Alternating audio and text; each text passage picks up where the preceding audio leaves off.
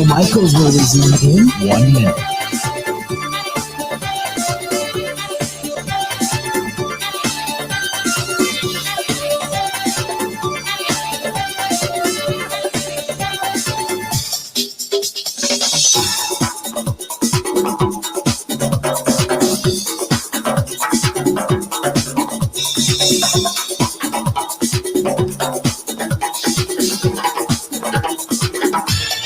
Bill Michaels will resume in 30 seconds.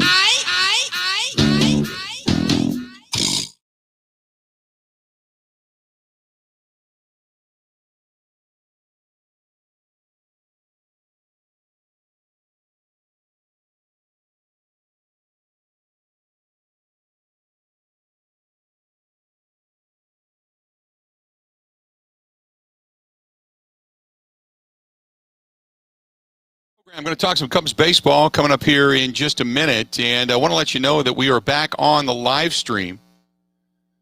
And for those that were patiently waiting, the internet is back up and running. Things are good, and we are glad that you're with us. So for those of you that want to find us over on the live stream, give us a buzz, 877-867-1670. If you want to find us, you can go to YouTube and go to Twitch TV and simply just search Bill Michaels. You can find us there.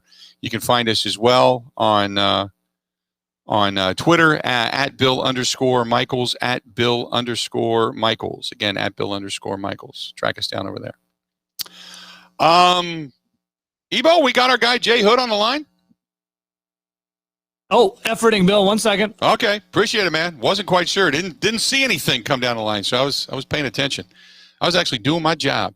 We're going to talk some Cubs coming up here and just kind of complete our look around of the rest of the National League Central, because we wanted to make sure we got the Cubs side of things, and that was the one area that we did not get a chance to do, and so we're gonna talk some Cubs baseball coming up here momentarily, and we're gonna talk with our buddy Jay Hood. Now, Jay Hood is from ESPN 1000. ESPN 1000, and in Chicago, and we'll be sending him our way coming up here momentarily. So good stuff there. Got a couple of emails I want to get to as well. And this one is from Mark. Mark says, do you think that the quad injury is going to hamper Lorenzo Cain to where he does not make the starting lineup? I don't think so. I mean, he sounded like he was going to be okay. He said he'd be there for opening day. He didn't seem to think that it was going to be any kind of a hindrance to him.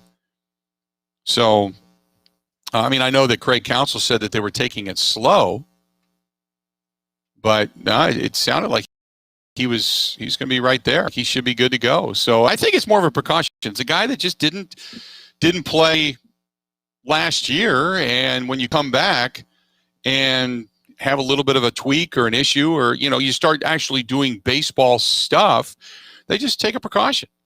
So they don't want to injure you and cause them. They just picked up the depth. I mean, don't get me wrong. Jackie Bradley Jr. in the outfield is a tremendous center fielder, a Gold Glove center fielder, an all-star center fielder. So to have him out there, yeah, that's a great insurance piece. But you'd still like to start out at full strength with all your options. You would assume that the Brewers are going to be good to go. We go now down to Chicago. Talk to our buddy, the man, the myth, the legend himself, our buddy Jay Hood from ESPN 1000. Jay Hood, how you been, my friend? I'm great, Bill. How are you? I am doing wonderfully, man. I'm excited for the baseball season. I know, like you down there in Chicago, here in Wisconsin, we're in the 60s, and the snow is melting. It feels a little more like summer, like we're not too far away from baseball. You guys get word yesterday you're going to get 20% fan capacity inside Wrigley Field, so maybe things are on the uptick. But how is the team down there? Are they on the uptick, or are they in a holding pattern or such? It's a great question, and you're right. 20% of the fans will be able to come to Wrigley Field. That is a positive in this state and in the city of Chicago. As we get on the other side of this pandemic, I'm sure there'll be more fans. There'll be a lot of Wrigley Field. Same thing, a guaranteed rate for the White Sox. But for the ball club, it is interesting. I've never seen a team on paper that's good that can't hit. Are you familiar with the 4-year slump? Is that common in baseball, the 4-year slump? Well, is it the post? Is it the won the World Series? Is it the post World Series party hangover that's still hanging over this team? That's a lot of liquor and that's a lot of beer, isn't it? For 4 years. Right. I mean, my God, like you've had your hangovers and I've had it too. But after a half day, we're back in the ballpark. We're standing up. They are still slumped down and in the gutter after 4 years. I partied in New Orleans harder than the Cubs have. I mean, this is a long hangover. And so, Bill, it does not make sense to me, right? I mean, clearly at some point you have to look at the Cubs and say, well, you got to break this team up, right? You've got to be able to start over. Theo Epstein is no longer with the ball club. Now it's Jed Hoyer's deal. The trade deadline will tell a greater story than you and I could ever tell about the Cubs. Because if the Cubs are still not hitting the baseball well, if they're just kind of just hanging in there, we'll find out whether or not they're buyers or sellers. Because all I know is it's a division that can be had. But what can you do with it if you really have a hard time hitting the baseball? Right. This team has made some changes. They've lost some pitchers. I don't know how their offense is going to be, but I do know for what they lost in Yu Darvish, the experience they had in Lester, even though Lester didn't have a good season last year, they're down a little bit, and they're putting some hopes on guys that pitched well years ago, not in recent history. You know what I mean? Yeah, it's a little bit of a head-scratcher. I thought that was interesting. John Lester, who wanted to stay with the Cubs, didn't care about the contract. He just said, I like to finish my career with the Cubs. And the Cubs said pretty much no. Instead, we're going to replace you with Jake Arrieta.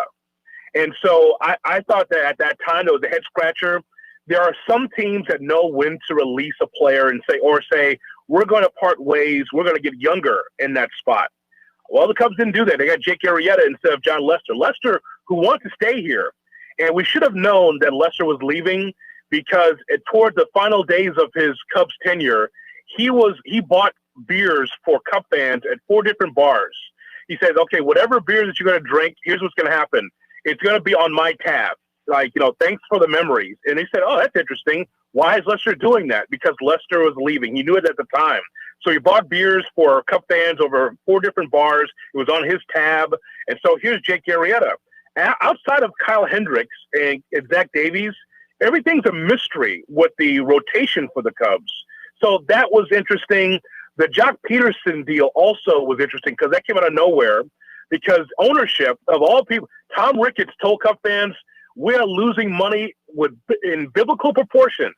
Bill, the Ricketts don't have any money.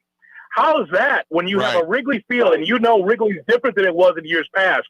Now you got your farmers market. Now you've got bars and restaurants around Wrigley. They have added revenue streams for the Cubs now. And they say, well, we don't have any money. All of a sudden, here comes Jock Peterson. Thought you didn't have any money. So it's this season and this offseason has been a head scratcher for the Cubs. Talking to my buddy Jonathan Hood down there at ESPN 1000 in Chicago. So, like you said, they went a little bit older in the pitching staff. You had Lester who wanted to stay. For whatever reason, they just felt he was at the end of his rope and didn't want to retain him. They've made some moves. So, where do you put them in the National League Central in the grand scheme of things? It just sounds like an 82-win, 83-win ball club. And in this division, I think that that's still good enough to get to the postseason. Now, making noise in the postseason is a different story. I think Milwaukee, and I saw, if I'm not mistaken, Pacoda had the Brewers as the best team. I believe I saw that. St. Louis is formidable. We were waiting for the Reds to be able to make that step last year, and maybe with their pitching, maybe they do, maybe they don't. I expect the Cubs to win 83, 84 ball games.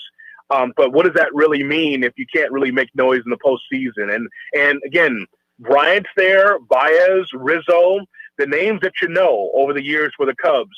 But the problem is that if you can't hit, if you have issues offensively, then where are you going? So I think even in our division that we cover every day, I think the Cubs can still win 83 ball games at the minimum. Tell me about Craig Kimbrell, and he is ever since his World Series stint with Boston, he just has not looked like the same cat. They're pinning their postseason, but closing hopes on him again this year. Do you think he still has it, or do you think this is going to end up being closer by committee? I think that initially go with him as the closer. Again, spring training tells the story of exactly how his control and command is going. Toward the end of the season, Kimbrell kind of looked more like Kimbrell again. But again, that was just a small sample size, if you remember that in September.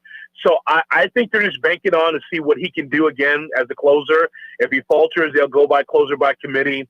And this is why the Cubs, Bill, are in this conundrum of where are you? Are you eventually going to rebuild? Are you going to add on by the time we get to the end of July? I don't know. But with Kimbrell, there's a guy there that gave up a lot of gopher balls, gave up a lot. And so they are banking on the Kimbrell they saw in September, late, to be able to return in April. Now, I know you mentioned Chris Bryant making 19 and Jason Hayward at 23 and such, and they've got a payroll of $140 million, and the Ricketts are saying they're out of money. Were you surprised, though, the Brewers, who claimed they lost $70 million this past year, went out and picked up Colton Wong and Jackie Bradley Jr.? No, I wasn't surprised by that, and here's why. We go by the Jeff Passan theory, and Bill, you know this too, right? Owners have money. They've got money to spend. It depends on how much you want to spend. Clearly, everybody was hurting financially as far as not having butts and seats in stadiums across our country. I get that. You're looking for those revenue streams. But it doesn't mean that you're crying poor like the Cubs did. I mean, just hat in hand saying that, we don't have any money. We've lost money by biblical proportions. I'll never forget that quote. No, that means the Brewers look at the division like the Cardinals do and like Chicago does and says, we had a few pieces here. We're right there in the mix. Right now the Dodgers are the standard. We can be able to at least compete. So it didn't surprise me when these teams like the Cubs say they don't have any money. Well, you do. You just don't choose to spend it. The White Sox are the other side of town.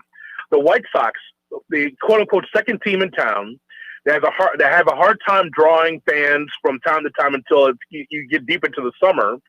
They spend money on getting Liam Hendriks as a closer. Again, a team that doesn't draw very well on an annual basis. They've only had 3 million fans, maybe 3 or 4 times in their history.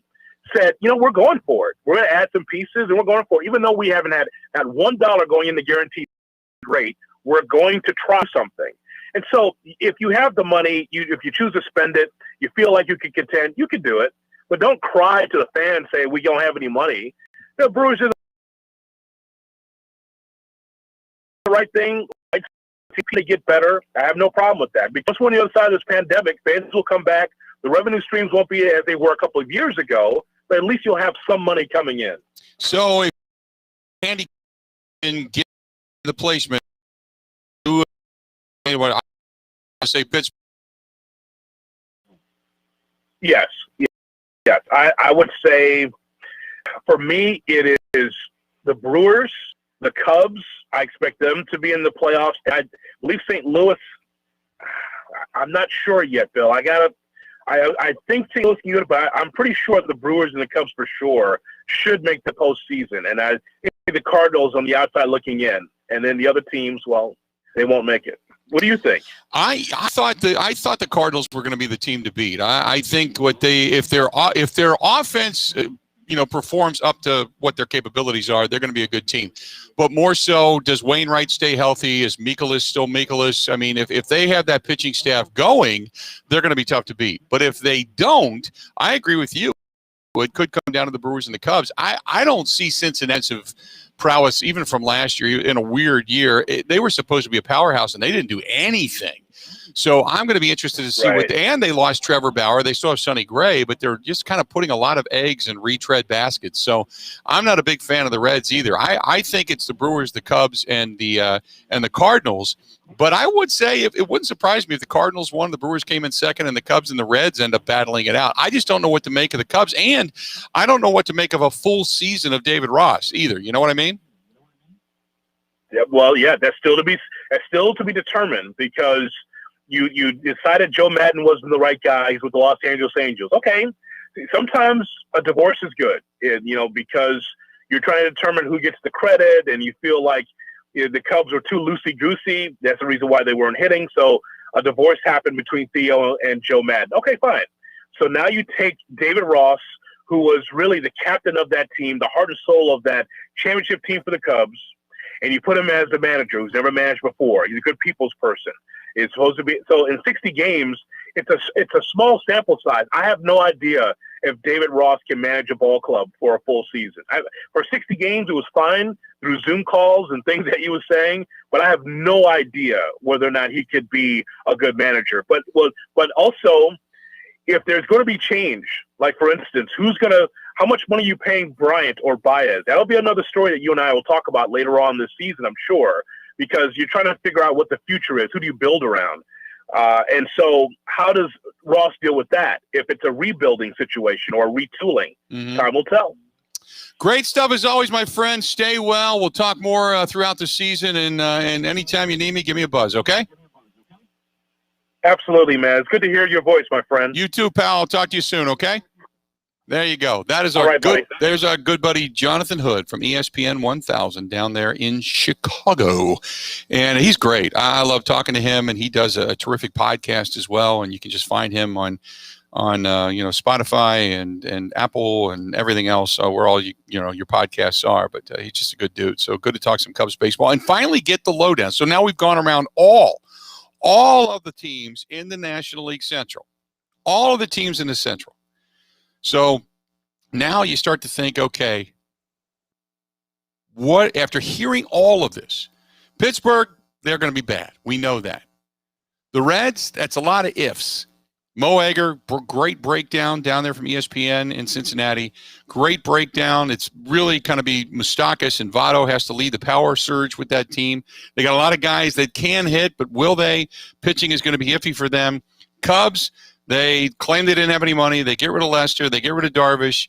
They are now banking on guys that were good years ago, but not good in recent history. Their offense is still struggling. So is it the Cubs? Is it the Brewers? The Brewers obviously making some upgrades. They have a pretty good pitching lineup. The Brewers making a few upgrades. So what is it?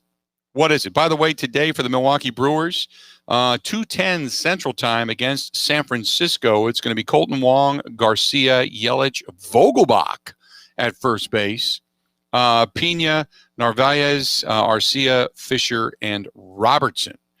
Adrian Hauser is going to be on the hill today for the Brew Crew out there in spring training. So there you have it. So now, what are your thoughts? Stay tuned. We got more of the Bill Michaels Show next. Ready? This is the Bill Michaels Show on the Wisconsin Sports Zone Radio Network.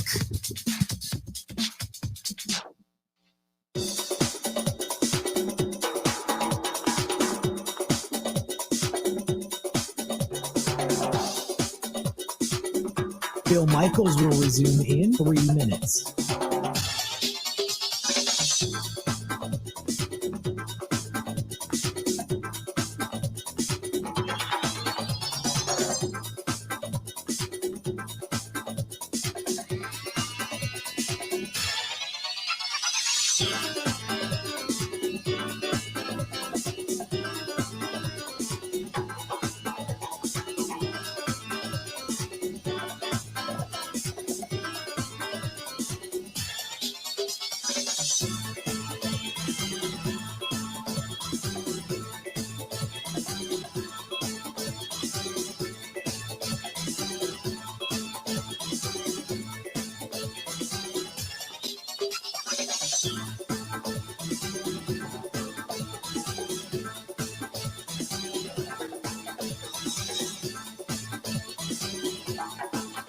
Bill Michaels will resume in 2 minutes.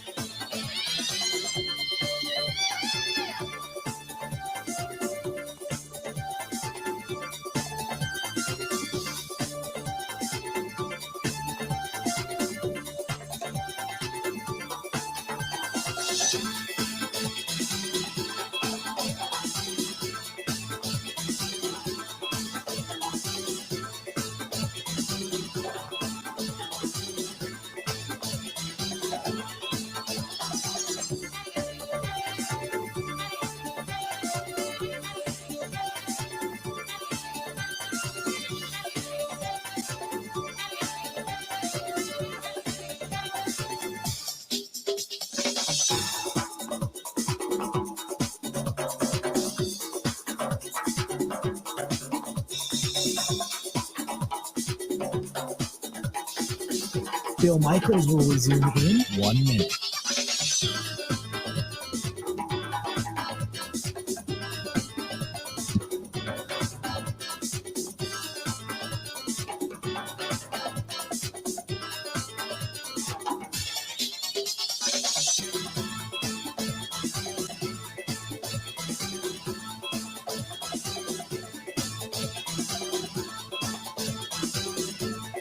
Bill Michaels will resume in 30 seconds.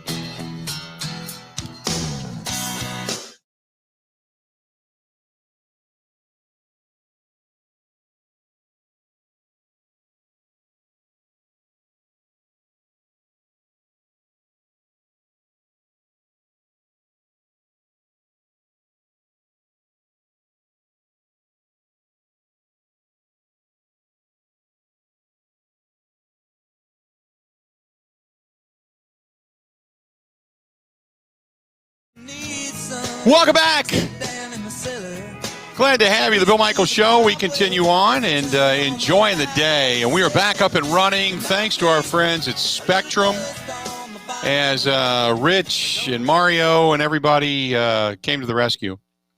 They and for those that are just tuning in or just finding us over on the live stream, earlier today I had some issues, and I thought, well, because I'm getting some remodeling done and getting ready to kind of finish off the new studio here, and they were running wiring and doing all kinds of different stuff, and then everything went out today about 20 minutes before we went on the air, about 25 minutes actually, and it turns out there was an accident at the top of the street that took out the telephone pole for the internet. So the entire neighborhood was out.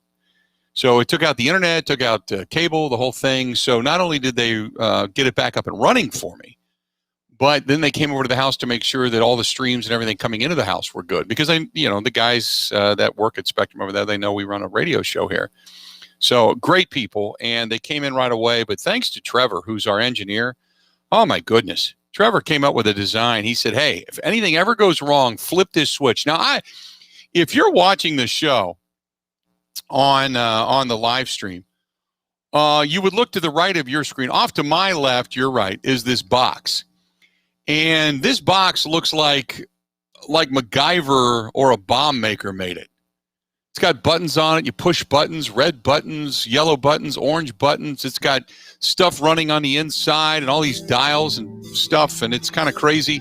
But he built this box that you just flip a switch and you go from internet and your home internet plugged in to internet on like a cell phone. It's amazing. It's absolutely amazing. But it worked, and we flipped the switch, and damned if we're not still on the air. Good stuff. 2 hours down, 2 hours yet to go. Hang in there. More of the Bill Michaels Show. It's coming up next.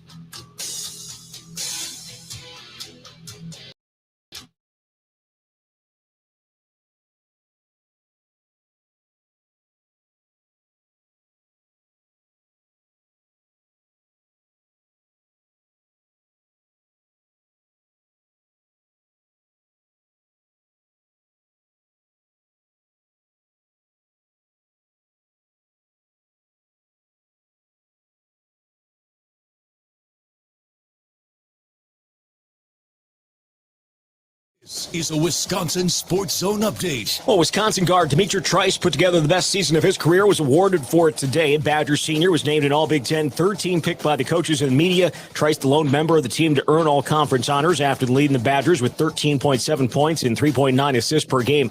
Wisconsin limped to the finish line of the regular season, losing 5 of their last 6 games. The coach Greg Gard said after the loss to Iowa on Sunday that he believes they're playing better heading into postseason play. Played better, but we're still obviously the result. We're all competitors. It's a upset locker room. They've given us great effort. They've given us great focus. They've done what we've asked. We haven't been perfect, but they've battled and they've played better basketball here. I'd like to see them get rewarded for it, but we've got to continue to do things for longer stretches better and more consistently. Badgers will face either Nebraska or Penn State on Thursday night in the Big Ten tournament in Indianapolis. Turning to the Bucks, they're back together today after getting the last 4 days off for the All-Star break. They'll start getting ready for the second half of the season to get underway on Thursday night when they host the Knicks. Hey, honey, how was your day? Well, I brought home a delicious dinner and possibly $10K. That's $10,000. That's a good day. It's Quick Trip's take-home meal sweepstakes. Try our chicken, bacon, mac and cheese, spicy chicken penny, spaghetti, and more. Buy with your rewards card, and you could win $10,000. No purchase necessary. See stores for details. Dinner, fresh from our kitchen to heat and eat in yours. But let's be honest, they had me at $10K. The take-home meal sweepstakes from Quick Trip. We got dinner covered. Well, today is the deadline to use the franchise tag on players in the NFL. Packers have not used it in more than a decade, but running back Aaron Jones is an option. If they don't use it on him, he will be a free agent later this month. Badgers going to hold their pro day tomorrow in Madison. 11 former Wisconsin players slated to work out. And the Brewers going to be back in action this afternoon against the Giants out of spring training in Arizona. With this Wisconsin Sports Zone Network update, I'm Zach Heilprin.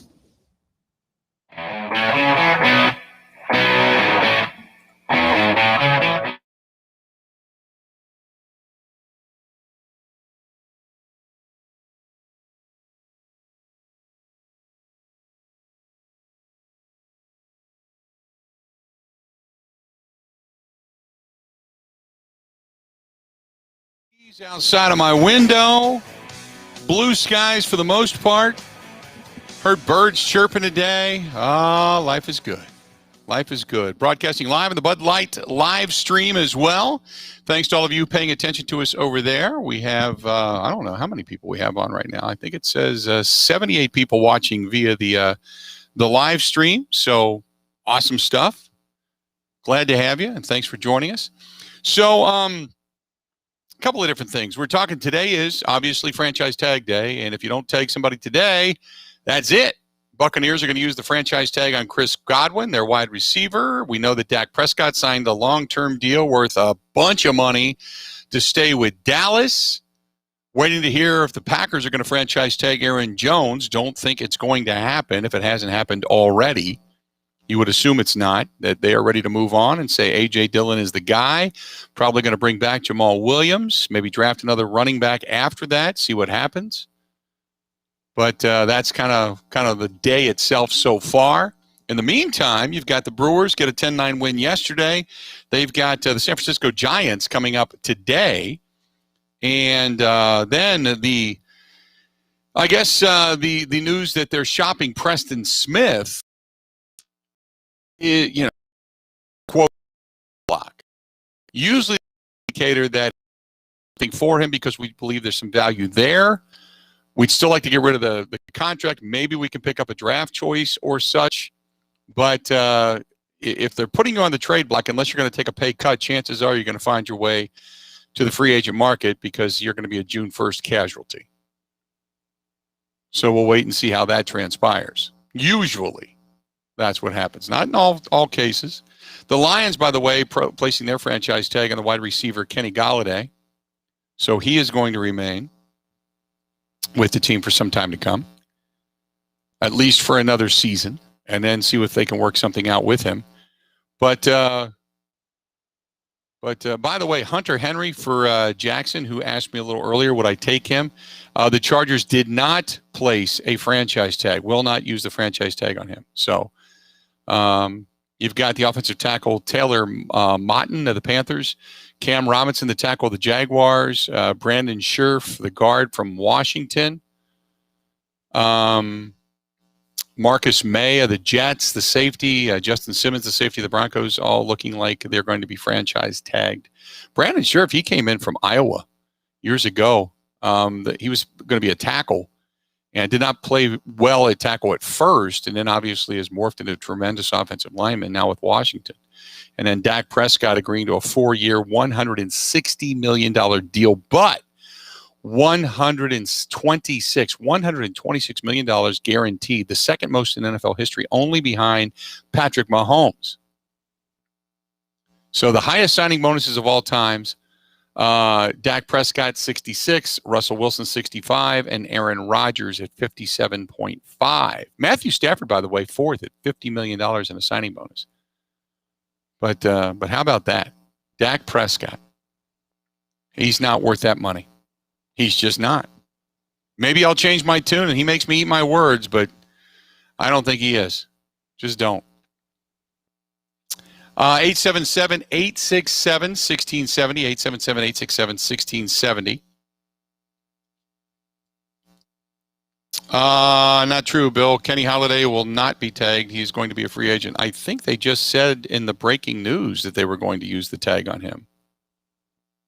I'll have to check, but I think that was just the news that Adam Schefter just put up. Maybe that's the case. Maybe it was not. He would not be tagged. So I'll wait and see. But I thought they said that he was going to be tagged.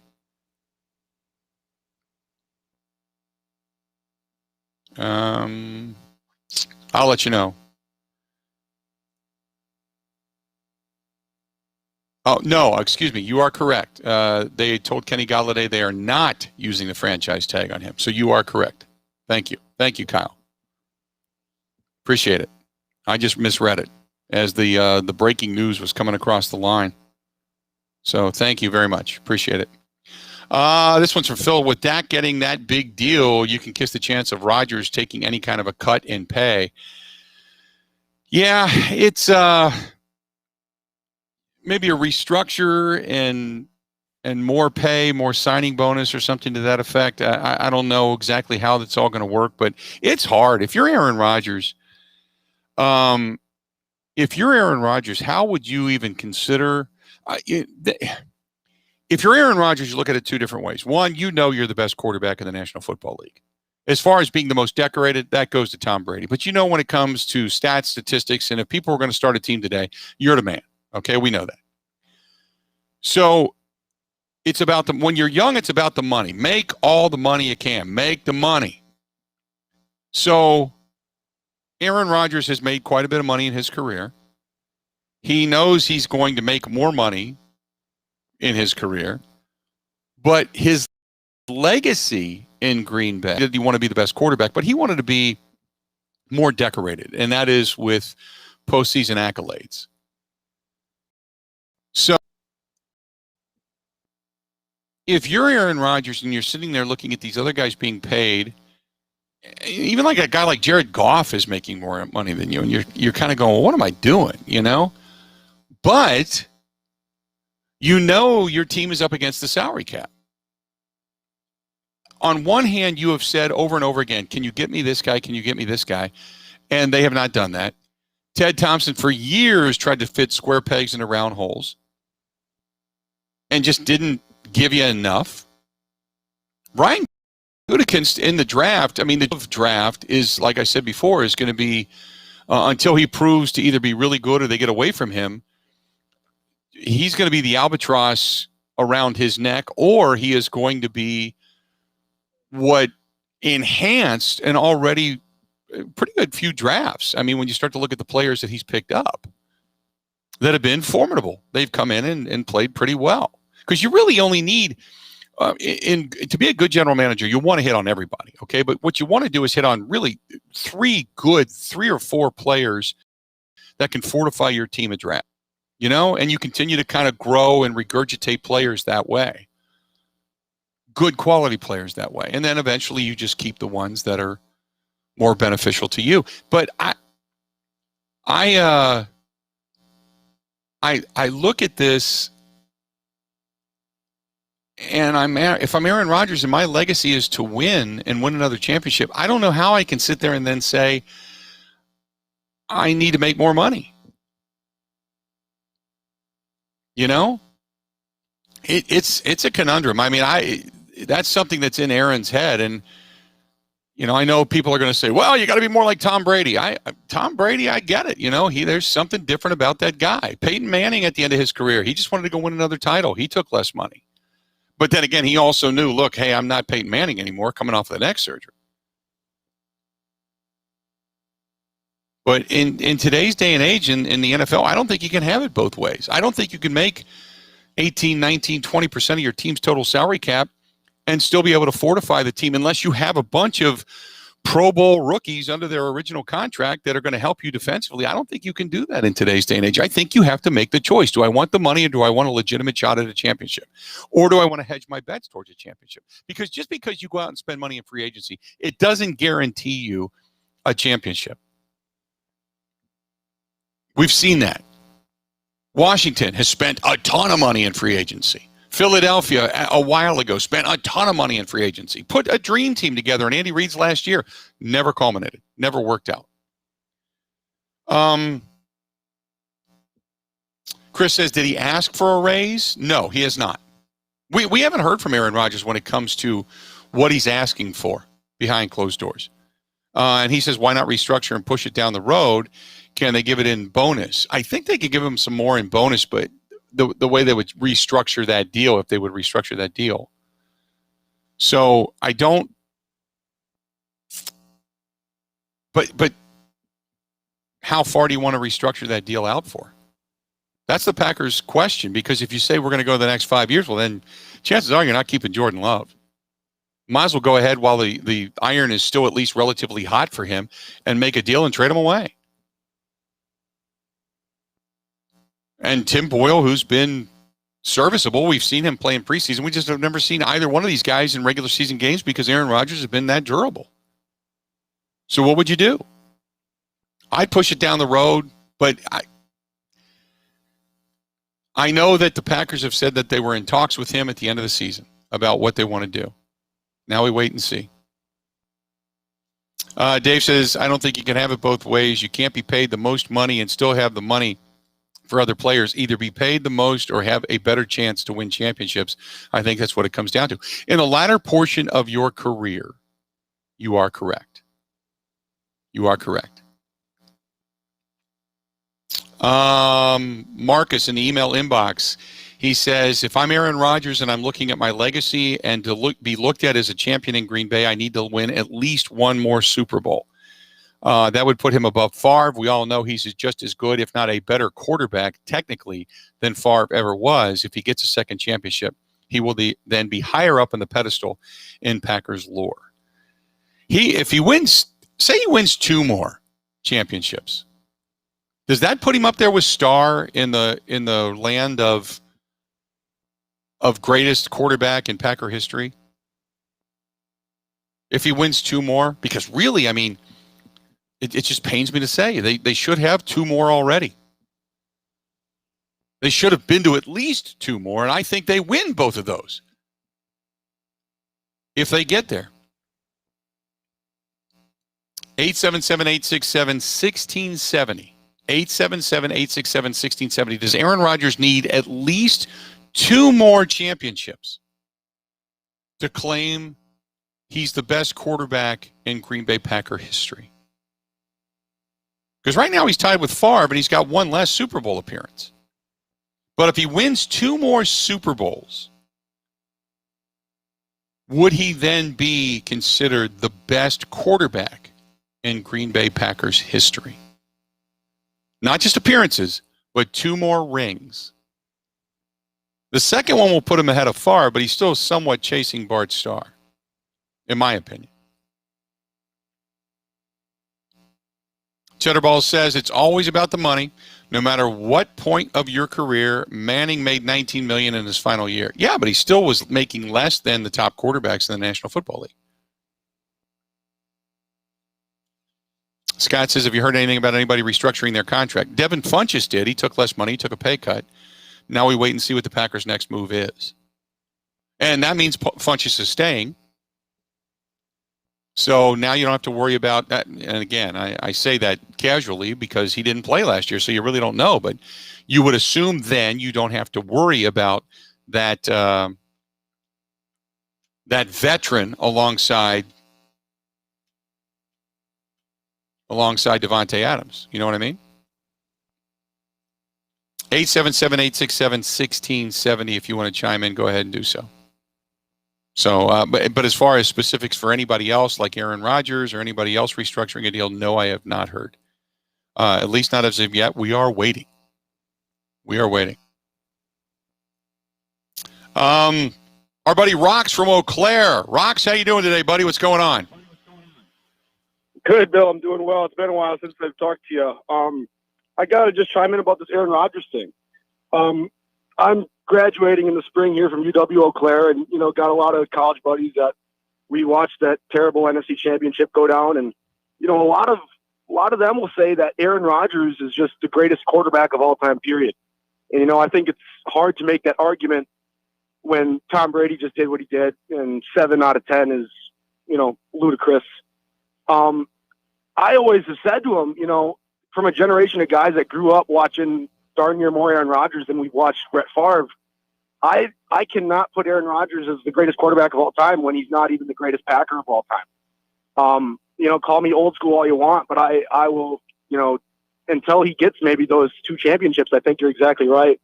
Until he gets 2 more, I think Bart Starr is the greatest Packer quarterback. I don't think Aaron Rodgers has that title yet. I had to hear what your thoughts are on that, if Aaron Rodgers will ever pass him. And thanks for taking my call. No, it's a great point. Appreciate it, Rox, and don't be a stranger, pal.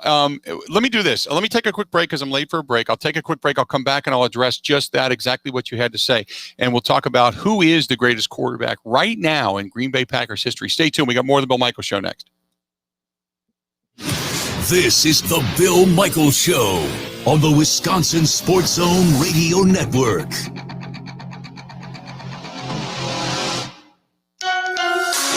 Rural Mutual Insurance, keeping Wisconsin strong. As the #1 farm insurer in Wisconsin, Rural Mutual Insurance is rewarding their farm policyholders for their loyalty and commitment to Wisconsin agriculture through their Farm Dividend Program. The Farm Dividend pays up to 5% back on your farm premium. Visit ruralmutual.com to learn how you could qualify. Rural Mutual Insurance, keeping Wisconsin strong.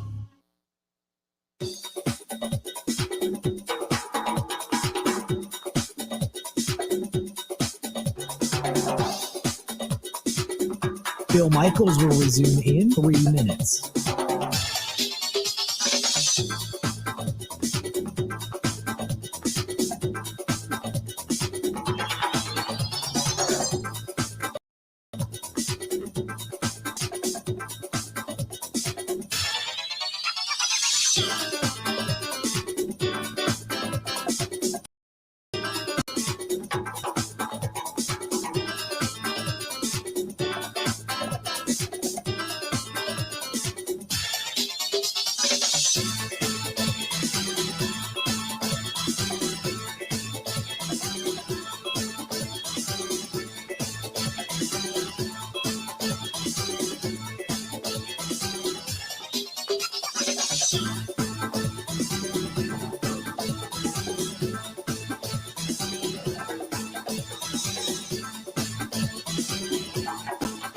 Bill Michaels will resume in.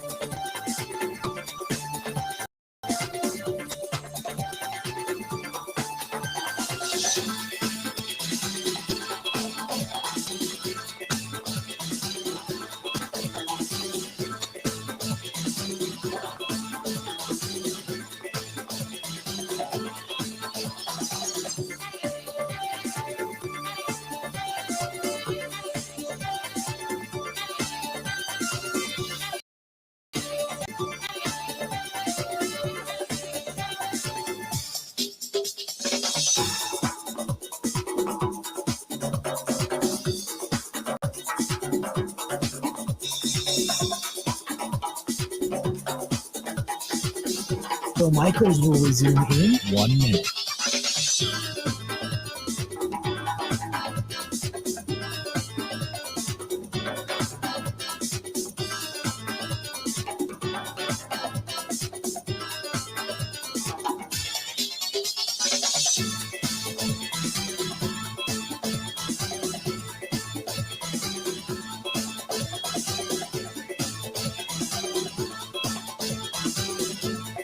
Bill Michaels will resume in 30 seconds.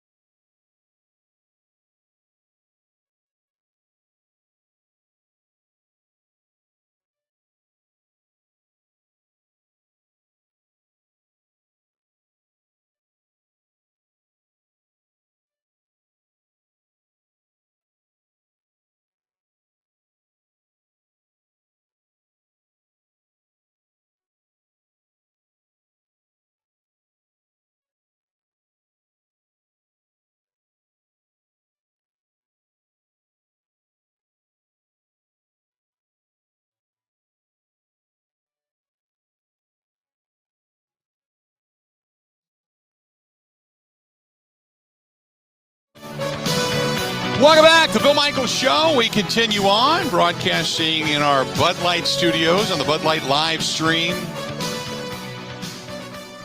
Glad to have you on board. And from Mark says, is the remodel done yet? Mark, if you're watching us on the live stream, you would know that the remodel is not done yet. We're getting close. We're getting close. I'm hoping to, as I had mentioned at the beginning of the show, they were in here wiring some things up today, and some things are getting ready to be moved around. All of the art, except for what's behind me, is off the wall, and there's going to be some sound things done in this room and such. But yeah, we're getting close. We're getting close. The one thing I need to buy a leather sleeper sofa, because this room is going to be when my kids come up. This is going to be the room my son wants to sleep in. He thinks it's cool with the television on the wall, or the TVs, plural, on the wall. So he's like, Dad, can I stay in there? So I said, yep, good enough. So that way when my daughters come up with grandkids, they have their own rooms, and he has a room, and so we're good to go. But yeah, I want to get one leather couch, but that's it. So we're talking some Packers football. And I wanted to go back when you talked to our Rocks, who gave us a call before the break, and he talked about if Aaron Rodgers, because his friends feel that Aaron Rodgers is the greatest quarterback of all time. And how can you say that when he may not even be the greatest quarterback in Packer history? Now, there's a difference between being the most decorated and the best. I would look at Aaron Rodgers in the sense of him, how do I put this? In the Packers quarterbacking history, now I didn't get a chance to see Bart Starr play, okay? I've talked to Bart over the years enough to get a sense, and I've talked to those around Bart enough to get a sense. You talk to a guy like Jerry Kramer, you talk to some of these other players before they had passed about Bart. Bart's leadership, the intangible, was off the chart. Bart is considered by many one of the best. But when you look at the quarterback position and how it is just played on the field, they would say hands down, and Bart even said it, before he passed, Aaron Rodgers was, Brett had that moxie. Brett had this innate ability to just make something out of nothing. He had this I will beat you up mentality, where Aaron is just a cerebral, surgeon-esque type of quarterback. To play the position, knowing when to run, knowing when to throw, where to put it, knowing how to decipher a defense. The all-around quarterback, it's Aaron Rodgers. Aaron Rodgers is the best. The most decorated, Bart Starr. The most moxie, the most heart, playing it the hardest, if you will, is Brett Favre. So they're great in their own right. That's what makes them Hall of Fame quarterbacks. But Aaron Rodgers will not claim the best in Packers lore until he wins another championship. What does that sound? Alexa off. My Alexa turned on during the commercial break. I apologize. So if I had to sit here today and say, is Aaron Rodgers the best quarterback in Green Bay Packers history? Yeah, he is. I'm just watching the guy play. I watched Brett Favre and I watched Aaron Rodgers. Aaron Rodgers is a better quarterback. And if you consider Brett Favre the best, well, then you should consider Aaron Rodgers the best. Just my opinion. Now, when it comes to being decorated and the all-around leader, that still goes to Bart Starr. So I know it's kind of a wishy-washy answer, but that if Aaron Rodgers wins another Super Bowl or two, more likely two, then Aaron Rodgers by far will go down in Packers history as the best quarterback to ever play the game. And quite frankly, he may go down as the best quarterback ever to play the game. But you cannot take away what Tom Brady did this year. Tom Brady went to another team without a training camp, without his system, without Bill Belichick, brought in a few of his pieces that he liked. They listened to him. He said, this is what I want. And they said, okay, hint, hint, at 1265. This is what we need. And they said, okay, we're going to get you a defense, and then you tell us what you need on the offensive side, and we'll get it done. And that's exactly what they did, and he ended up leading them to a championship. He wasn't the sole reason, and he wasn't even, I mean, he was integral, but he made mistakes down the stretch. I mean, the Packers had him picked off a couple of times. They should have. But the Packers got after him. He didn't have a great game against Green Bay. But what he did, what he brought to the table, yeah, he went on the Scorched Earth tour and dispelled all the myths that he was a cheater when it came to he could only win if they cheated. He dispelled the myth of I can only win in Bill Belichick's system. He dispelled the myth of I can only win in New England and I get the advantage of cold weather. He dispelled all the myths. And again, did it without a training camp and a get-to-know-you period. So you got to give the man the credit.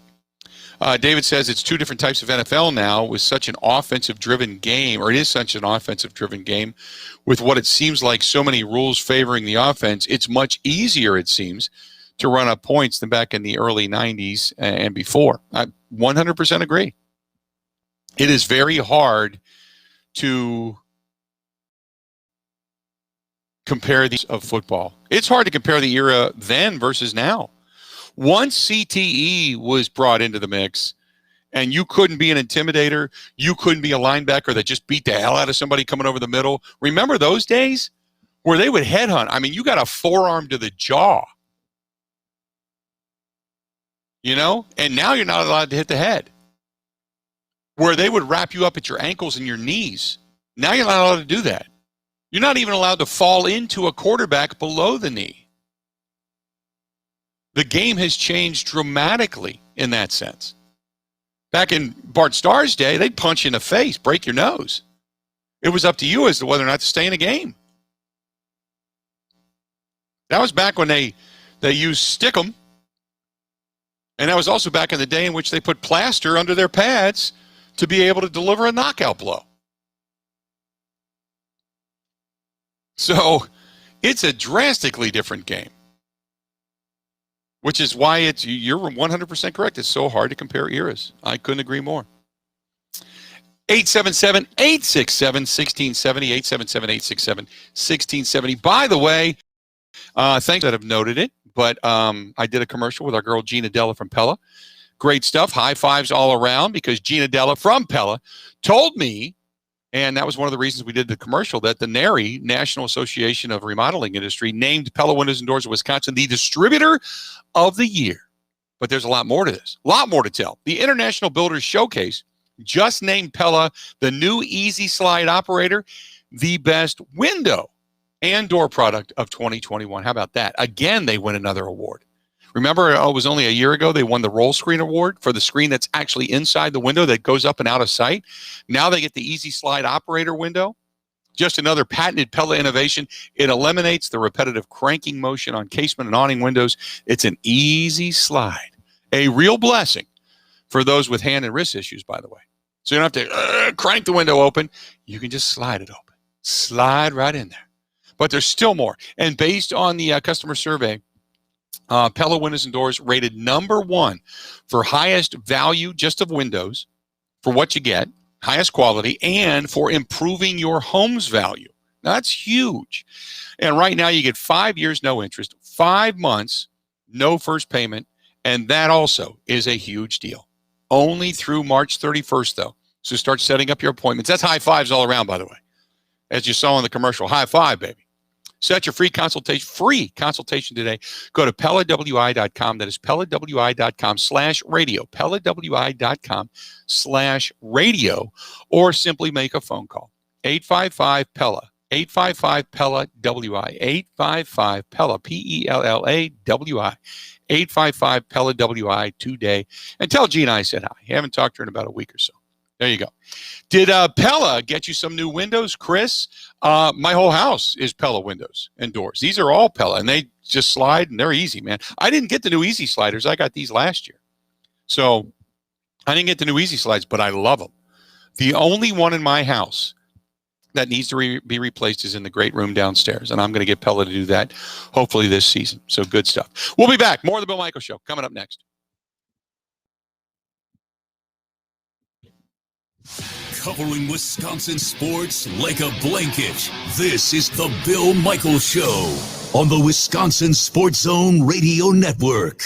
High fives, Wisconsin. Gina Dello from Pella. What's the celebration? Pella Windows and Doors of Wisconsin was just named NARI's Distributor of the Year. That's a big deal. You're not kidding, but there's more. The International Builders Show just named Pella's new Easy Slide Operator Best Window and Door Product of the Year. Another Pella innovation that eliminates the repetitive cranking motion on casement and awning windows with an easy slide. A real blessing for those with hand and wrist issues. Why crank your windows when you can easy slide, right? But there's still more. Oh, you mean based on the 2019 Consumer Survey on leading national brands that Pella is rated #1 for highest value, highest quality. Yes, but there's still more. Now get 5 years, no interest, plus 5 months, no first payment. Pella now, pay later. High fives all around. But only through March 31st. Set your free consultation today at PellaWI.com/radio or 855-PELLA-WI.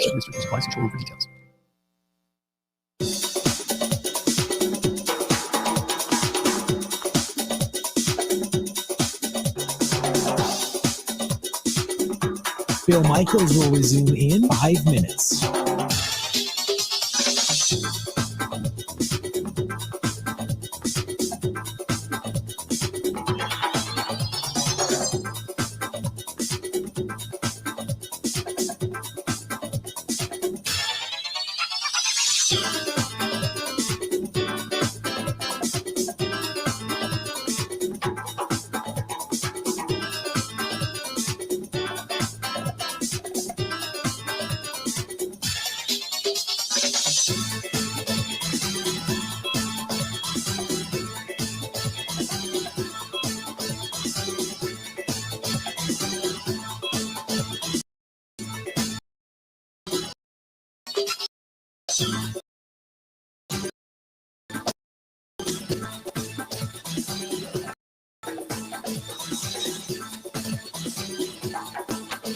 Bill Michaels will resume in 4 minutes.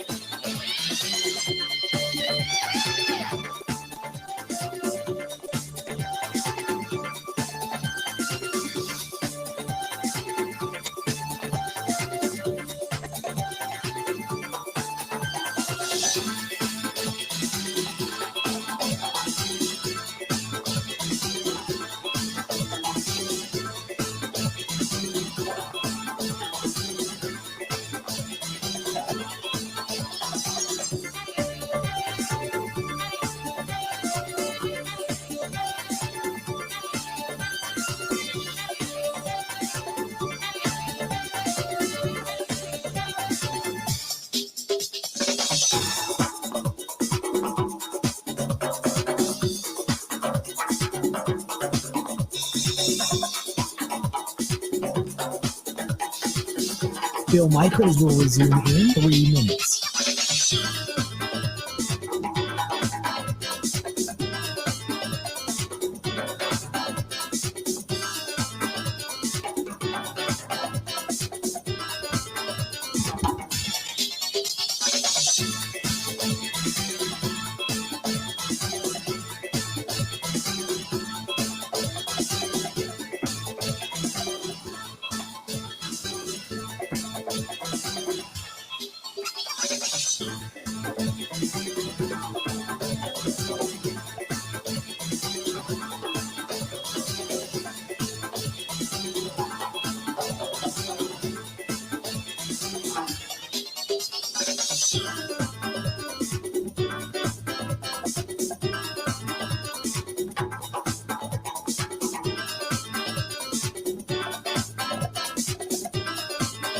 Bill Michaels will resume in 2 minutes.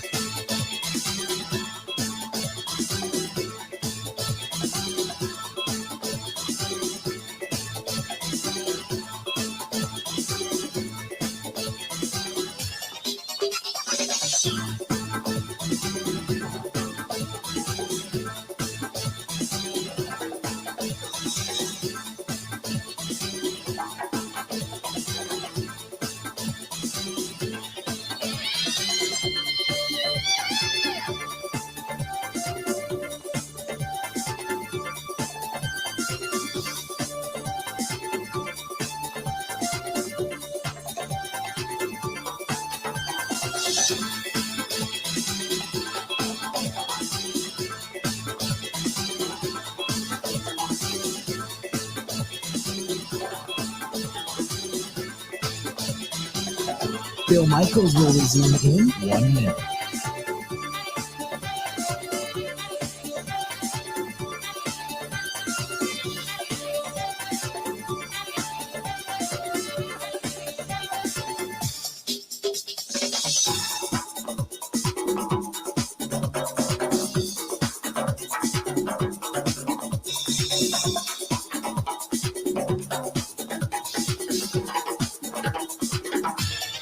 Bill Michaels will resume in 30 seconds.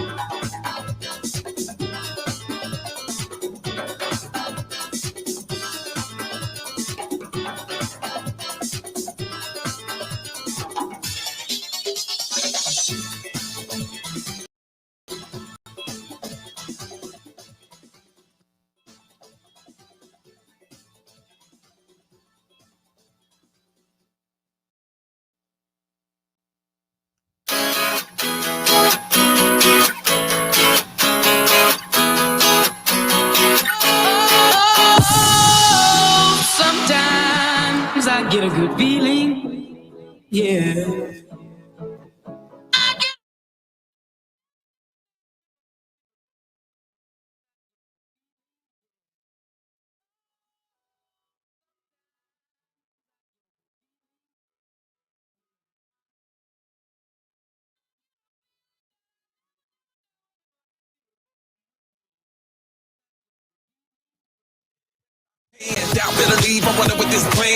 Welcome back, Bill Michaels Show. We continue on. Some news today is that Kansas cut loose Les Miles. And if you didn't follow this story, he was being investigated and the program was being investigated. And they finally released the investigation notes in all of this. And Les Miles, the former LSU head coach who was with Kansas, and some reports had surfaced over the weekend on Friday, I believe, that when he was, apparently the athletic director wanted to fire Les Miles years ago, back in like 2013, for some of the things that he felt that he was doing, and to fire him with cause. And they didn't want to do that. So then finally in 2016, they let him go. But Miles said, it's a difficult day for me. I love the university and love the young men in our football program, on and on and on. So I implore you to stay and build on what we started here and such. And he talks about his Kansas football team. But there was 2 different reports that were investigated regarding, Les Miles at LSU. One of them being that some of his players had conducted and been involved with some sexual misconduct with some of the student athletes, some of the female student athletes. And then it was reported that Miles was bringing in, female interns into his home. And at one point said that he tried to kiss one of the interns and then asked her to go to a hotel so they could have sex. And Miles, now he still denies the allegation, but the reports that came out, there were two different law firms. One was the Hush Blackwell law firm, and they were investigating some Title IX investigation and misconduct. And then there was the Taylor Porter law firm that conducted an investigation, and which was at the request of LSU. And they're the ones that concluded, yes, Les Miles did engage in behavior which showed poor judgment. But at the time, they felt that it wasn't, they could not substantiate any legal violation in the report. But, and again, Miles still denies and strongly denies that any such conduct occurred. But yeah, he's now, I would consider blackballed after these comments and such came out. These investigations come out. They said they chronicled significant alleged misconduct committed by the most powerful person in the athletic departments, that being Les Miles, an LSU head football coach. And they said it started in 2009 and lasted until his departure in 2016. Saying that, it was after losing the 2012 national championship, Miles attempted to sexualize the staff of student workers in the football program, for instance, allegedly demanding that he wanted blondes with big boobs and pretty girls. And then it went on from there, and trying to bring interns into his home and such. So anyway, Les Miles cut loose. And I shouldn't say it's funny because it's a sad situation all the way around. But the Deadspin article is titled Les Miles. Where'd it go? Les Miles' creepy ass got fired on International Women's Day, which is poetic. His creepy ass. I shouldn't laugh, but that is a good headline. That is funny considering, what it was. And they're correct. He gets canned on International Women's Day yesterday. So Les Miles out as the head coach of Kansas. Hey, this one's from David. Says, regarding the Packers salary cap, if I was Aaron Rodgers or Devontae Adams or somebody else with a big number, I would start looking around and say to myself, we're not going to be anybody. We're not going to be anybody here with me.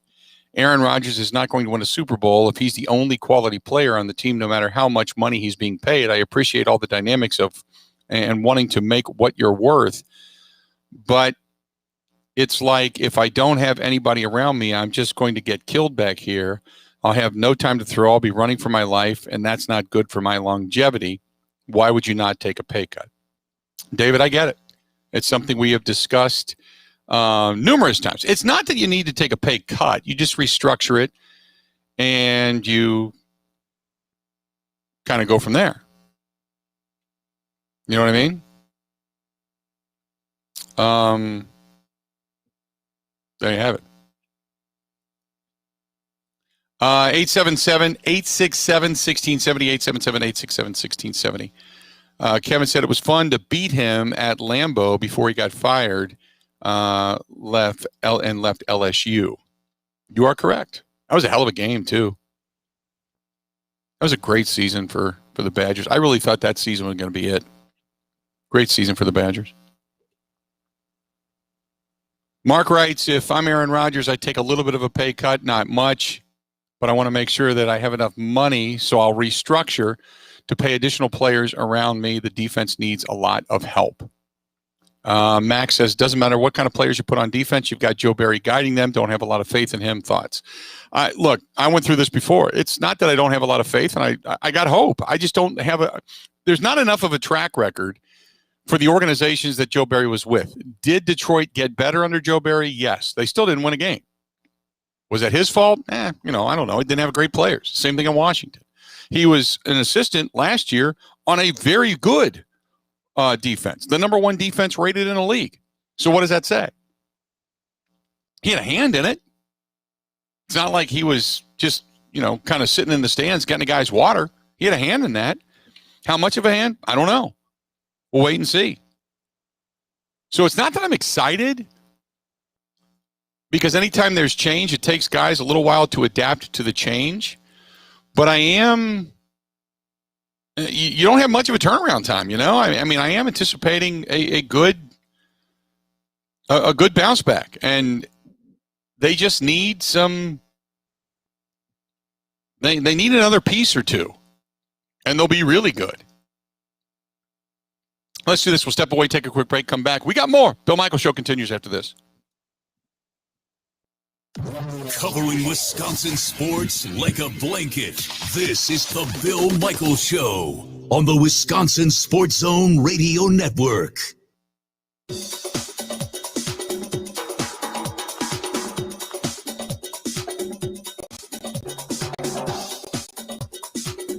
Bill Michaels will resume in 3 minutes.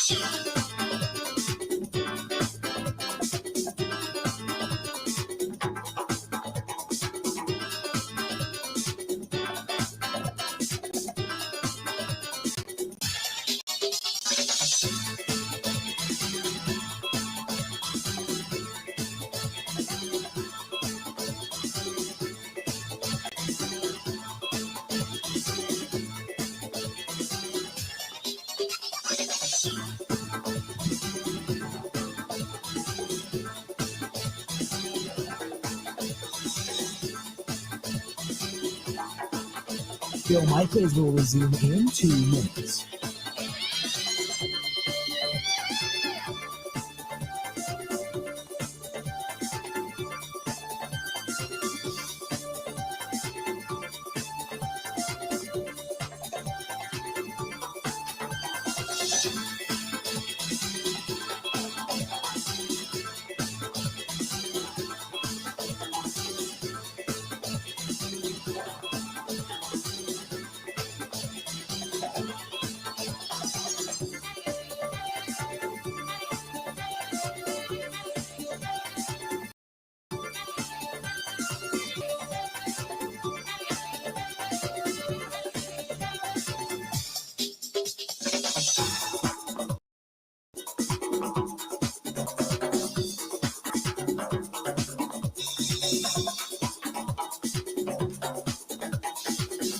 Bill Michaels will resume in 1 minute.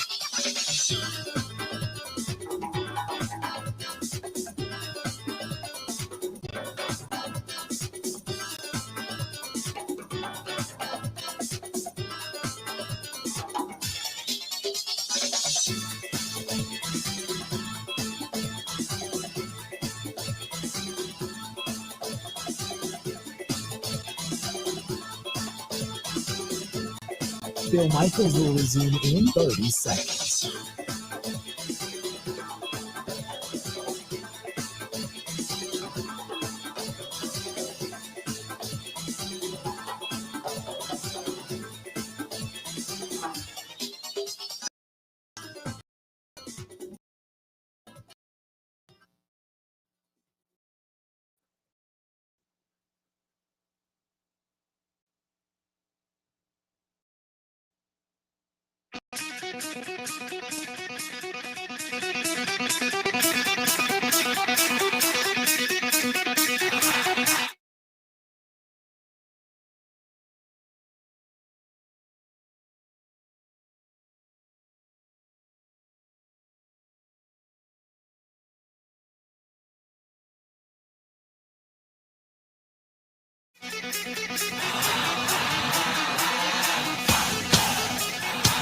Welcome back.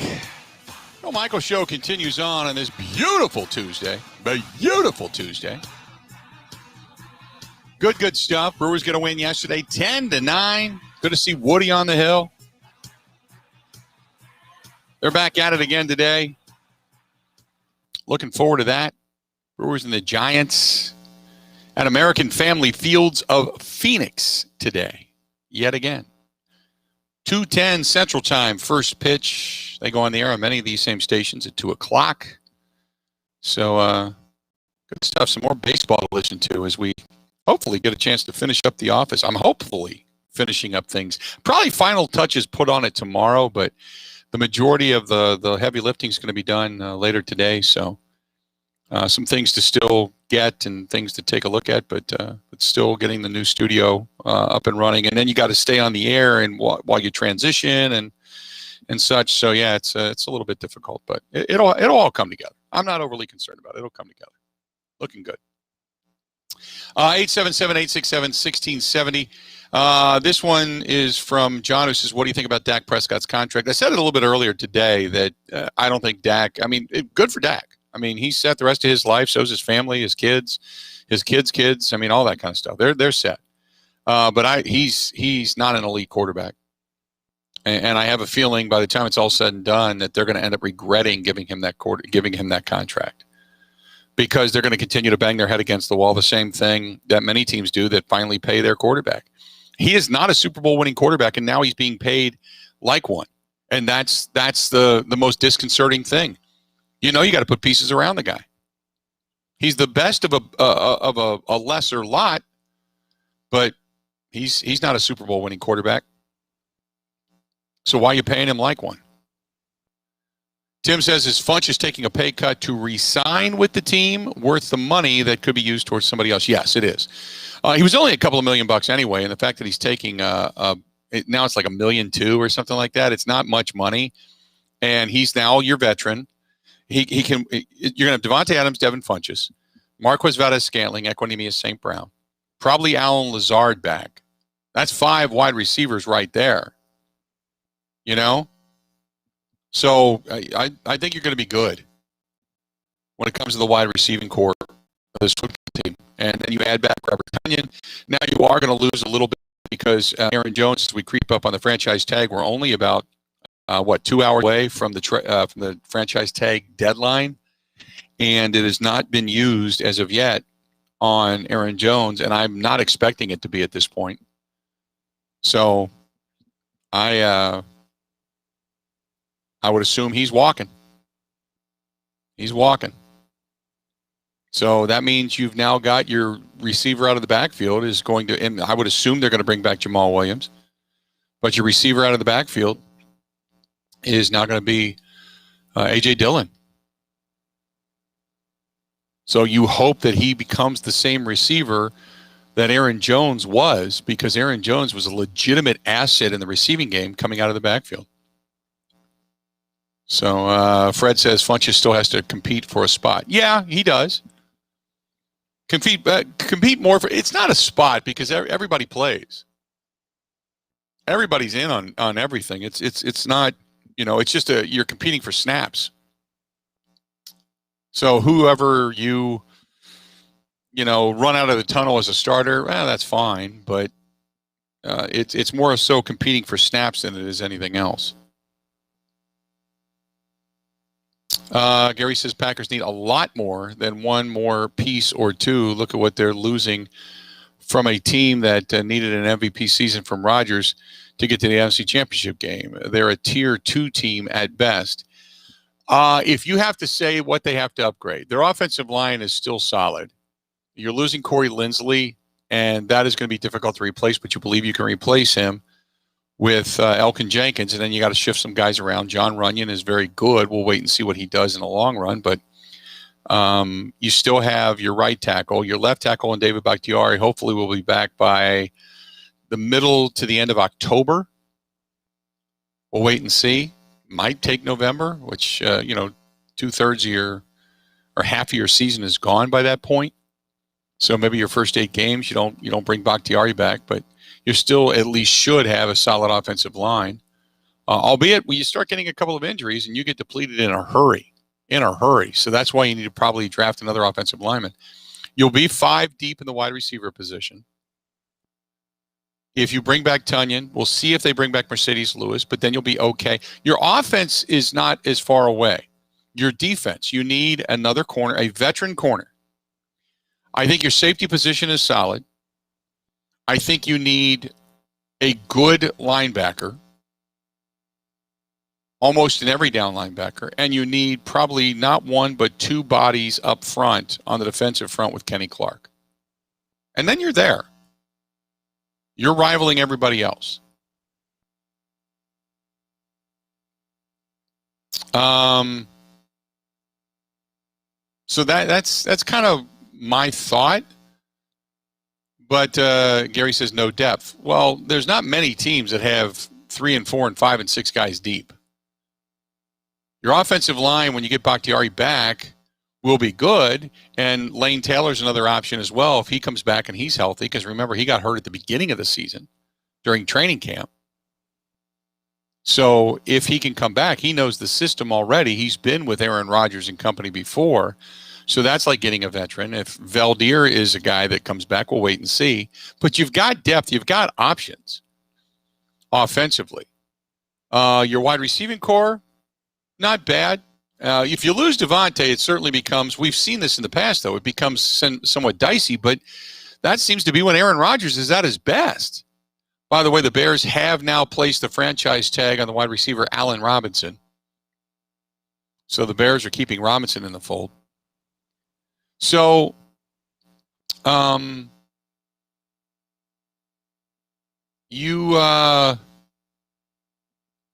your depth on defense is probably what's the most disconcerting. And again, it's going to be a defensive heavy draft, I would assume. Maybe you pick up a wide receiver. Maybe you pick up a linebacker, or not a linebacker, but a lineman.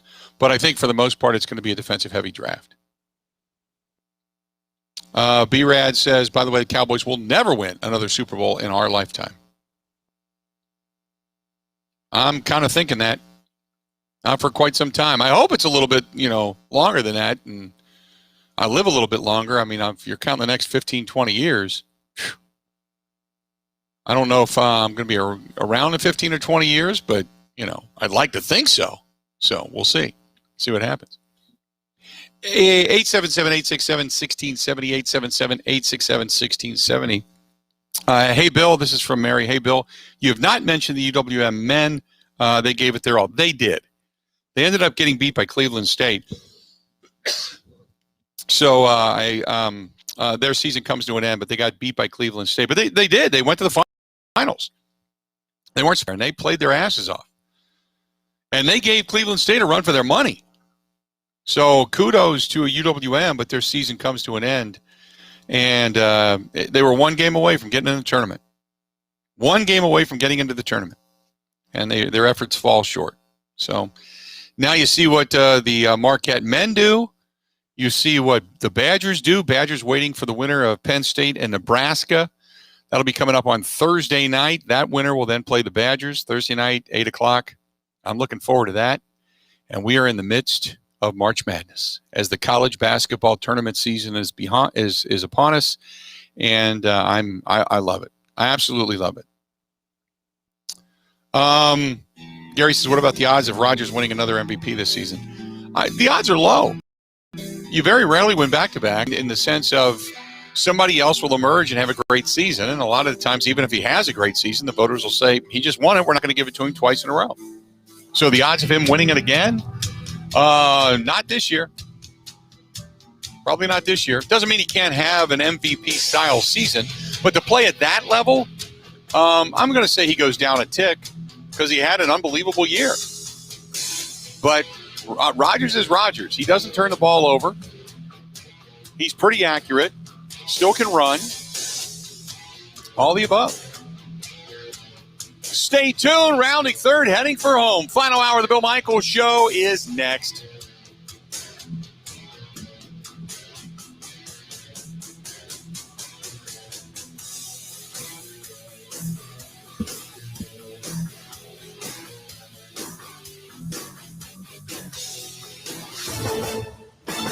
This is a Wisconsin Sports Zone update. Well, Wisconsin guard Demetrius Trice put together the best season of his career, was awarded for it today. Badger senior was named an All-Big Ten third team pick by the coaches and media. Trice, the lone member of the team to earn all conference honors after leading the Badgers with 13.7 points and 3.9 assists per game.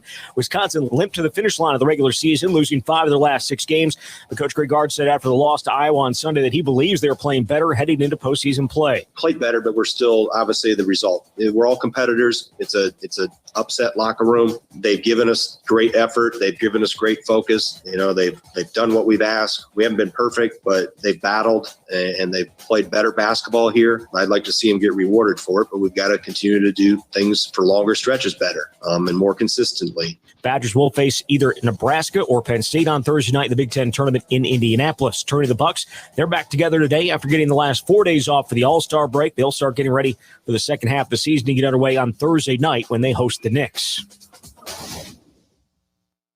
Hey, honey, how was your day? Well, I brought home a delicious dinner and possibly $10K. That's $10,000. That's a good day. It's Quick Trip's take-home meal sweepstakes. Try our chicken, bacon, mac and cheese, spicy chicken penny, spaghetti, and more. Buy with your rewards card, and you could win $10,000. No purchase necessary. See stores for details. Dinner, fresh from our kitchen to heat and eat in yours. But let's be honest, they had me at $10K. The take-home meal sweepstakes from Quick Trip. We got dinner covered. Well, today is the deadline to use the franchise tag on players in the NFL. Packers have not used it in more than a decade, but running back Aaron Jones is an option. If they don't use it on him, he will be a free agent later this month. Badgers going to hold their pro day tomorrow in Madison. 11 former Wisconsin players slated to work out. And the Brewers going to be back in action this afternoon against the Giants out at spring training in Arizona. With this Wisconsin Sports Zone Network update, I'm Zach Heil.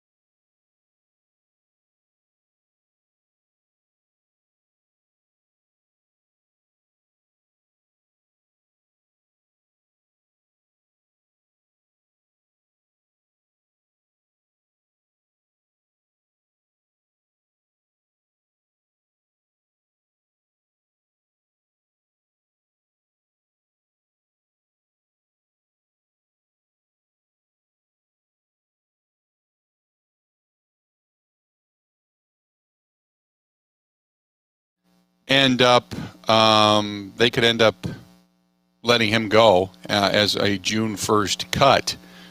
So we'll wait and see. But Preston Smith being shopped around out there a little bit as well. This one is from Jackson. Jackson says the Green Bay Packers are going to be a good team. I don't think a great team. I think they're going to have another season in which they win 11 or 12 games, and then they fall short in the postseason. How many times are we going to do this before we either blow it up or we say Gutekunst, go all in? One of two things has to happen. But I don't think we can blame it all on Brian Gutekunst. Aaron Rodgers has to take some responsibility. It is time to take a pay cut. It's hard to say that when you got Dak Prescott now making all that money. So I understand it. I understand where you're coming from, but if I'm Aaron Rodgers, you have to sit back and remember what he said. What he said, it's about his legacy. You know, it's about his legacy.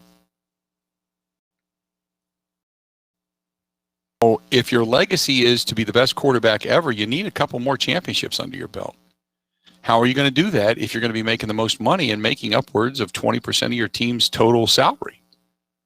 Can't happen. I mean, he's going to have to restructure. I don't think there's any doubt about that. But you get where I'm coming from. 867-1670. I want to hear what you have to say. A lot of people chiming in on the Bud Light live stream. Certainly appreciate you being over there as well. Our friends at Bud Light, they bring you the program each and every day, and we'll be in the new Bud Light live stream studios, the rearranged, reconfigured, reconstructed studios, and hopefully everything is done. Most everything is done pretty much tomorrow. We'll wait and see, but still a lot of work and a lot of wiring left to be done once we start to tear this thing down after the show today. So some things have to happen before all that begins to culminate. But nevertheless, 877-867-1670. This one is from Bill, and Bill writes, love the program. He is listening also up near the Tomahawk area. Are you going to be back up here anytime soon on the radio? I don't know. I know we've had some calls from up there. We will wait and see what happens. He says, I think the Brewers are going to have a good year. I'm going to say 91 wins. This team is going to surprise people. Colton Wong seems optimistic after coming into the organization. He really likes what he sees. Did you read that article? Yes, I did, by the way. I did read the interview. He just said that it's an underrated team. He believes they're an underrated team, and he thinks that they're going to, I'm not going to say shock the world, but they're going to surprise some people before it's all said and done. He says Aaron Rodgers is doing the right thing. Just stand pat right now, wait and see where the market falls, and then go from there. I don't expect anything to happen in the next 24 or 48 hours. And let's not forget that after June 1st, there's going to be quite a few veterans on the open market. You can pick them up for a bargain basement price then as well. And you are 100% correct. Good email, by the way. Appreciate it. Good stuff. Let's do this. John from Eau Claire. John, welcome to the program, the Bill Michaels Show. What's going on, man? How you doing? Hey, Bill. John in Eau Claire, 67 degrees out. I'm just heading to your favorite golf course, the site of the lightning strike, yes. Wild Ridge to play 9. I love that place. It's beautiful up there. They're already open? It opened up at 10 o'clock this morning, Bill. Oh, that's awesome, man. That's a beautiful thing right there. And no rain clouds in the sky either, so that's a better thing. No, we didn't get the kind of snow that you guys got in the southern part of the state this year. So I think our largest snowfall might have been the one we had in October when we had 7 inches. Okay. Yeah, you guys didn't get a lot. I know a buddy of mine lives up in the Lake Nokomis area, and they didn't get really snow until the end of January. That's correct. Yeah, not much. I was supposed to go snowmobiling this weekend, but that kind of melted away. So have to wait till next year. But I just wanted to give you a shout out. Glad you're back on the airways. Missed you for a couple weeks, and we'll talk again soon. Appreciate it, pal. Thanks, John. Hit them straight, man. Good stuff, man. Playing golf already outside up in Eau Claire, Wild Ridge Golf Course. Just talking about that the other day. Somebody had asked me about that, and that everybody says, whenever I go anywhere and people want, I'll do a speech or I'll do it, kind of a dinner talk or whatever. The first question is always, what was it like to get hit by lightning? Always. And I don't know how to describe it. But the way it felt, my mental picture of it was a big fat live wire laid across your lap. Kind of like around your neck and across your lap. And somebody standing on the side, and they flip a switch like up, down, up, down. That's what it was like. It was just like the switch. It was like just 2 hard jolts. And when that happens, you all your muscles tense up. The electric current kind of makes all your muscles tense up. That's the reason you're sore, because everything in your body just goes, and tenses up. So that's kind of how it happens. Oh, there you go. The funny thing about that, Ebo, is when it happened, it was a tiny, tiny, tiny little red cell coming at us. You heard the thunder, and then you heard the crack, and then the thunder, and then the lightning in the sky and all that. But when I got hit, I heard the crack. Never heard the thunder. Bill, I was listening when it happened, and I'm not laughing at you, but I'm like, what happened to Bill? He just all of a sudden, he kind of sounded funny for a little bit. That was it. Just got hit by lightning. That was it. It was I was talking to my producer, and I said at the time, I said, you can kind of hear the storms coming. And it was a tiny little red cell on the radar. And it was because Jerry Kramer had just gotten up from the table because it started to rain, and he wanted to move his golf cart and get it out of the rain. So he went to, thank God he did. He got up and went to his golf cart, and he moved the golf cart, and it started to pour down rain, but you could see clear skies in the background.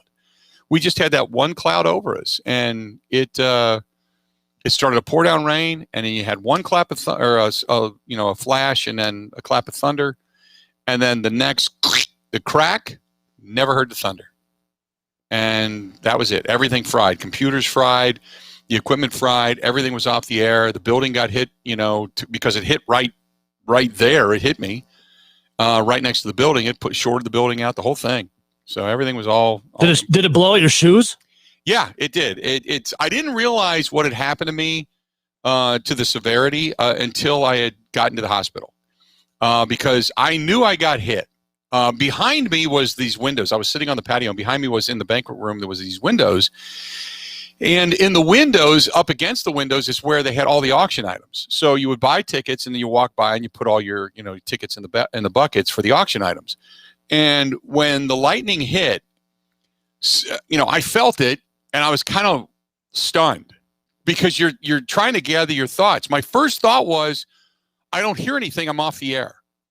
And that was my first thought, was worried about being on the air. And then I realized... A true pro. Right? And so then I realized, okay, I think I just got hit by lightning. And then some guy came outside and opened the door, and he said, hey, Unit, you okay? I said, yeah, why? And he says, because we just saw the lightning hit you. And what it did is it hit the table like 4 tables down from me, and then it was metal tables. It jumped from table to table to table and jumped into me. And that's where it ended. And that's because I had my hand on the bottom of the table. So I got up. I realized at that point in time, everything was fried. There was nothing I could do. So I texted back to the studio and just said, hit by lightning, everything's fried, take the show. And so I went to the general manager because I didn't want to freak people out because it was Jerry Kramer's day. It was the first appearance for Jerry Kramer after he had been inducted into the Hall of Fame. So it was kind of his day, and I didn't want people to freak out. So I just said, hey, I asked the GM, I was like, can you just tell me where the nearest hospital is? And so he just said, yeah, down the street. Why? And I said, I think lightning got to me, and I just feel a little funny. I'm going to drive. So I drove myself. I packed up everything. I drove myself, and I walked in, and I told the girl, I said, I've been hit by lightning. And the girl looked at me. She looked up and down me, and she went, really? And I said, I'm not kidding, because it was like, you don't see people walk in, you figure like it'd be a cartoon character where your head's smoking and all that kind of stuff. And so I sat down, they immediately grabbed me, but it wasn't until I'm in there and they got all the heart monitors and wires are everywhere off of me. And they started to take my shoes off, and they went to put that little clip on your finger that measures your pulse. And all my fingertips were like mushrooms. They'd all been blistered from the heat. And so I didn't even feel it. I couldn't feel them. So I had no feeling down the right side of my arm, my fingers, my leg. And then when they went to take my shoe off, they're like, oh, here's where it came out. That's where it grounded because it came out of the bottom of my shoe. And my shoe, I still have the shoe. We should auction that off. It'll probably get $1.25, right? Bill, I'm thinking of a Live's song "Lightning Crashes" now. You got it stuck in my head, man. There you go. Good stuff. But that was it, man. I walked in, and then the only thing I remember specifically of being asked was when they were asking me all the questions, do you feel this? Do you feel that? But there was a female doctor, and she was fantastic. And she, went through all the, the priorities and things they need to do. Because apparently when you get hit by lightning, it's not like your arms fry. But everything in you, it's like a microwave. Everything in you emulsifies. So they start immediately testing your urine and stuff for proteins. Because if you're producing a ton of proteins, then either your kidneys or liver or something has emulsified, and you could die. So they were monitoring me for that. But she said, hey, we got a couple doctors. One of them, oddly enough, knew who I was. He was listening in his office when it happened. And said, is that Bill Michaels? And because they said they had a lightning strike. And said, is that Bill Michaels? And they said, yeah. So she said, can these people come in? And I thought he wanted to come in just to say hello, And I'm like, okay, why? And she goes, well, you're only the fourth person that we've seen that's ever been hit by lightning. And I asked her right after that, I kind of laughingly, I said, well, how did the others turn out? She goes, no, you're the only person that's alive. Well, bring everybody in. Hell, let's party at this point. You know, you can bring in everybody, the student nurses, everybody. So, anyway, there you have it. So that a true survivor, Bill. Yeah, A true survivor. That was it. Nothing to see here. Move on. You know what sucks though? I didn't get a superpower out of it. I didn't get nothing. I didn't get Spider-Man. I didn't get Tarantula Man. I didn't get Snake Man. I didn't get none of that. I didn't get Ant-Man. Just got blown out shoes and a good story. That's it. Blown out shoes, a good story. But I'll say this. I did not miss the Packer game that night. I still did the Packer postgame show. The doctor released me. I went and did the Packer postgame show under the promise of I will come right back. And they let me go. I went back, was in the hospital for another day, and that was it. So there you go. But Wild Ridge Golf Course, man, great memories. I went out and played this past year. Love that place. Love it. Let's do this. We're going to go ahead and take a quick break. We're going to come back, and we'll talk about something different other than myself. We'll get back into some Packers chatter. We'll get back into some Brewers chatter. Whatever you want to open it up to, we can do that. The new league year begins on March 17th, but the franchise deadline comes today at 3 o'clock Central Time. Stay tuned. We got a lot more of the Bill Michaels Show coming up next.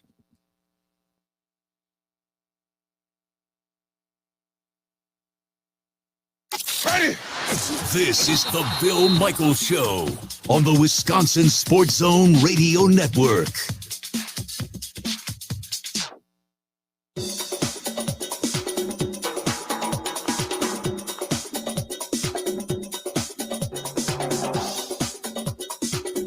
Bill Michaels will resume in 3 minutes.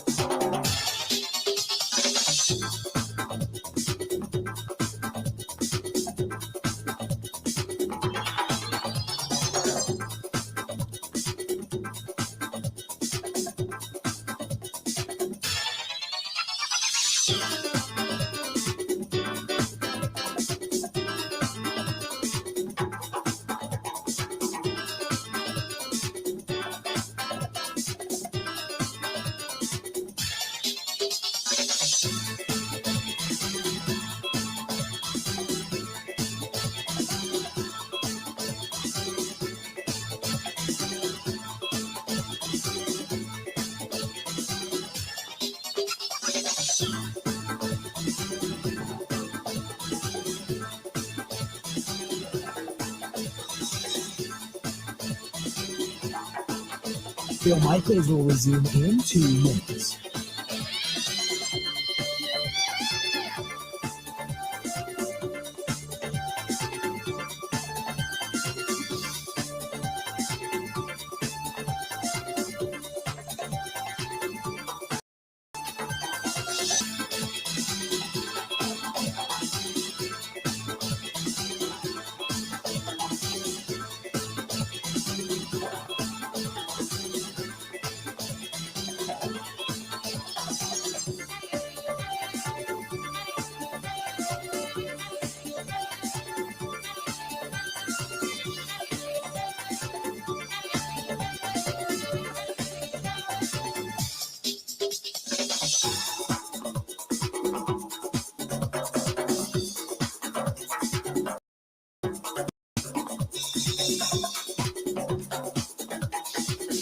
Bill Michaels will resume in 1 minute.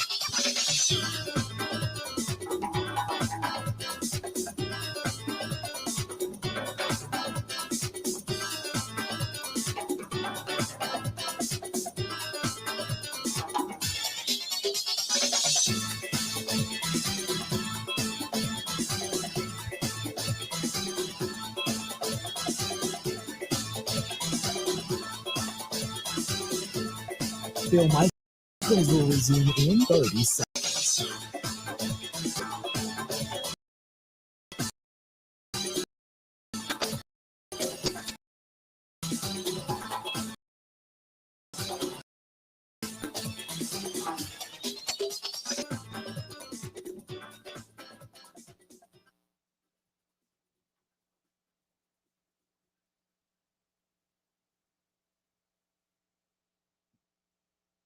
You got to hit it, bang it, rock it.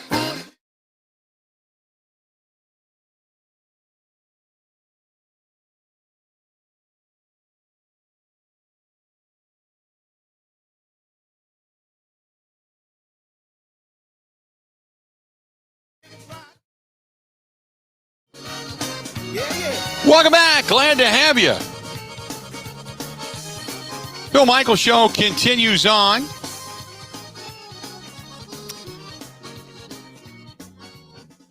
Chris Haynes, senior NBA writer for Yahoo Sports and the TNT sideline reporter, posted this. Nielsen's ratings for the All-Star Game, the NBA All-Star Game, the most viewed program among people 18 to 34. TNT was the most viewed network in primetime on Sunday among those under 49 years old. TNT had a 2.84 million viewership, CBS 2.55, and the game had a larger audience under 45, 3.26 million, than the Harry and Meghan interview between them and Oprah on CBS, which was huge and had 3 million people watching. So the NBA did pretty well. The NBA did pretty well. So not a bad way to go. The NBA, it still draws a younger demographic.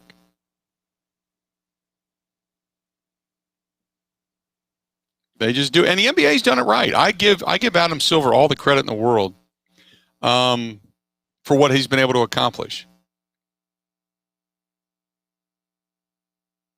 It still overall does not rate as highly as some of the other sports, but with the younger audience, it has done tremendous. And you know what that means? That means that as they get older, and as younger audiences come in, that will hold true, or at least it should. You're cultivating a young viewership, and that's what you want. What you don't want is an older viewership to where, in 10 years, your viewership's going to be dying off and you have to reinvent yourself. That's kind of where baseball is. Where old school baseball fans love baseball. Younger baseball fans, give it or take it or leave it. So there you go. So good stuff from the NBA. Like I said, I give Adam Silver all the credit in the world. He's been a really good commissioner for the NBA since taking over from David Stearns. Or the David Stern, I should say, not Stearns. 877-867-1670, 877-867-1670, if you want to chime in. Oh, by the way, thank you, Nathan, for the suggestion. Nathan sent a link to a golf course, Tobacco Road. They're heading down to Pinehurst, North Carolina. I have not played there. A friend of mine has. As a matter of fact, Marty Brenneman of the Reds, former Reds broadcaster, is a buddy of mine who's played there. He's from that area too, and he is a big-time golfer as well. So he enjoyed that down. He was telling me a little bit about it. But yeah, I heard it's beautiful. There's a lot of courses I'd love to go play. I mean, I think the mecca that everybody would like to play at is either St. Andrews, the birthplace of golf, or Augusta. Those are the two. But I find it so pleasurable to have Erin Hills and Whistling right here in our own backyard. Then you throw in the Irish course, Black Wolf Run, the Bull. We've got so many great courses. University Ridge. We just talked about Wild Ridge. Wild Ridge is an underrated, beautiful course up in Eau Claire. There's a lot of great courses in the area. I got a real nice one that's really scenic near me called Ironwood. There's Bristlecone Pine.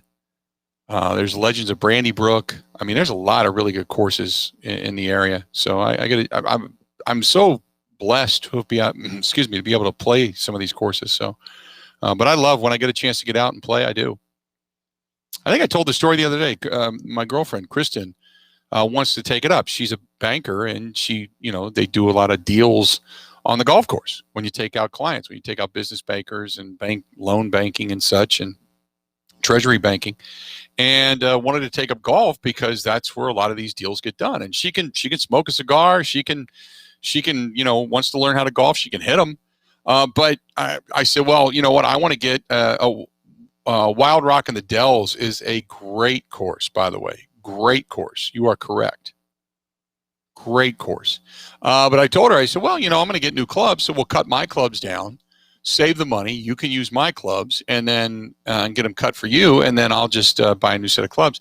And then she told me she's left-handed. Well, that threw that idea out the damn window. Doesn't give me a reason to go buy new clubs now. 877-867-1670. The Bill Michaels Show is brought to you by so many wonderful people, one of them being our friends at Schulze Family Farms Beef. You know what it means. Grilling season. It's right here. And as the weather warms up, time to get your grill back out. Get it cleaned up. Get it ready to go if it was packed away for the winter. If you had it out all winter long. Now, I grilled at the Tiki Bar. I did not have the smoker out. I have to admit that. So if you were a year-round smoker like my buddy Craig, the GM out there at Wisconsin Harley-Davidson, my tongs are up to you, my friend. But if you want to guarantee your supply of farm fresh beef for this summer, all you got to do is purchase a 6 or 12-month subscription during the month of March from Schulze Family Farms Beef. They're going to send you a free pound of ground beef in every month's subscription package. And it's free ground beef. Who does that? Breakfast meats, sausage, bacon, links. They got it all available as well. Shipped to your family farm or shipped from their family farm to your family table and throw it on the grill. Man, it's good stuff. They have a bunch of events coming up as well in central Wisconsin. So if you're in the Black River Falls area or Humbird, Wisconsin, you can see them there, or you can just stop by the farm and the farm store. They got a great farm store there. So again, from their family farm to your family table. That's our friend, this Schulze Family Farms Beef. SchulzeFamilyBeef.com. That's Schulze, SCHOLZE. SchulzeFamilyBeef.com. That is SchulzeFamilyBeef.com. Brett says, did the NFL finally finalize the salary cap? I didn't see that they did. So how is today the franchise tag deadline? As of right now, it is. Now, I did not see that they finalized it. That's a great question. But the reports are that the franchise tag tracker, who's getting paid and who's not, they still say it is a 3 p.m. Central Time deadline. So I have not seen if the NFL actually set, if they've actually set the floor. I have not seen that. Not that I can see. Not that I can see. But that's still, I mean, the headline right now on the 4-letter network is franchise tag tracker, who's getting paid and who's next before the 4 p.m. Eastern Time deadline. So they're saying the deadline's there. There you go. Max writes, Dak Prescott will be overpaid and underperformed for the remainder of his career. The Cowboys, and he says, and I'm glad to see them do it, just made a huge mistake. Here you go. This is another note from our own backyard. The former Chicago Bears lineman, Kyle Long, he's been plagued with injuries his entire career, but he was a solid, when he was not injured, he was a solid offensive lineman. He is going to unretire. He plans to unretire to play in this year's season. He announced back in January that he would retire after his 7 NFL seasons, all in Chicago. He was drafted number 20 by the Bears in 2013. He missed just 1 game over his first 3 seasons, but appeared in just 30 regular season games over his last 4. He's 32, suffered a gruesome ankle injury in 2016, cost him final 8 games that year and the first 2 games of the next season. He ended up missing 6 games in 2017, had a variety of issues, including a neck and shoulder and elbow surgery. He returned in 2018 for 7 before once again going down with an injury. He opened up the 2019 season in good shape, suffered a hip injury during practice leading up to the game against Minnesota. He was inactive for that game, but returned to the starting lineup against the Oakland Raiders in London in October. But after a loss to the Raiders, a game in which Long played all 56 possible snaps, the Bears decided they would be better off on offense without him and promptly placed their veteran on the injured reserve yet again. And then he spent the entire season last year doing studio television work for CBS. And now he's saying, you know what? Nope, coming back. So Kyle Long coming back now into the NFL. Some breaking news there. There you have it. 877-867-1670. 877-867-1670. Stay tuned. We got more of the Bill Michaels Show. It's up next. This is the Bill Michaels Show on the Wisconsin Sports Zone Radio Network.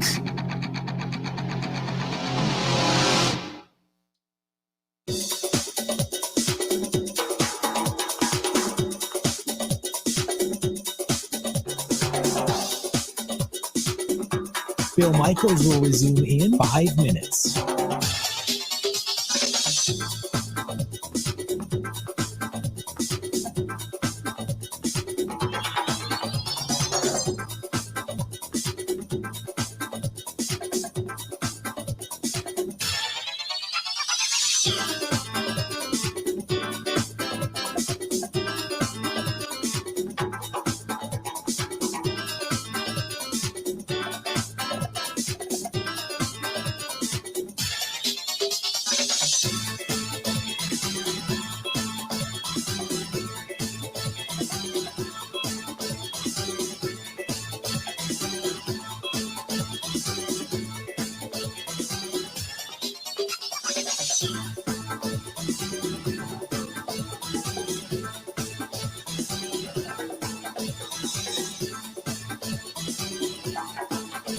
Bill Michaels will resume in 4 minutes.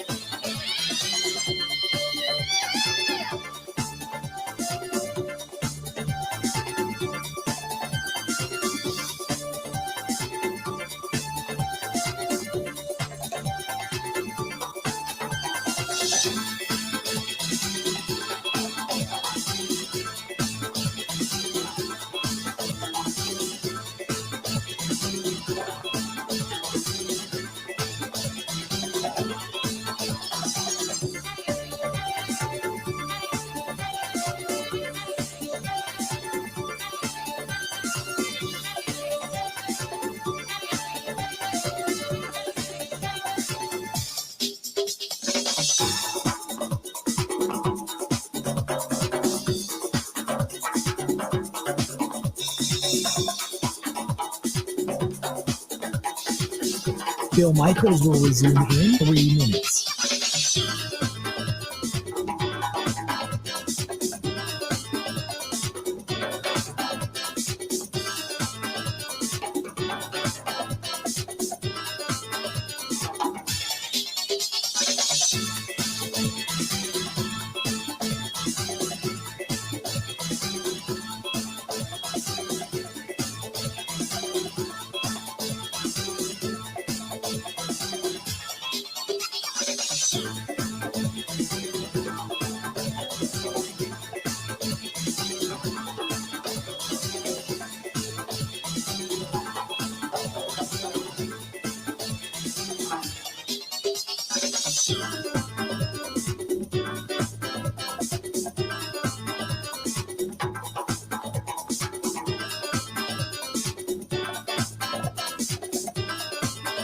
Bill Michaels will resume in 2 minutes.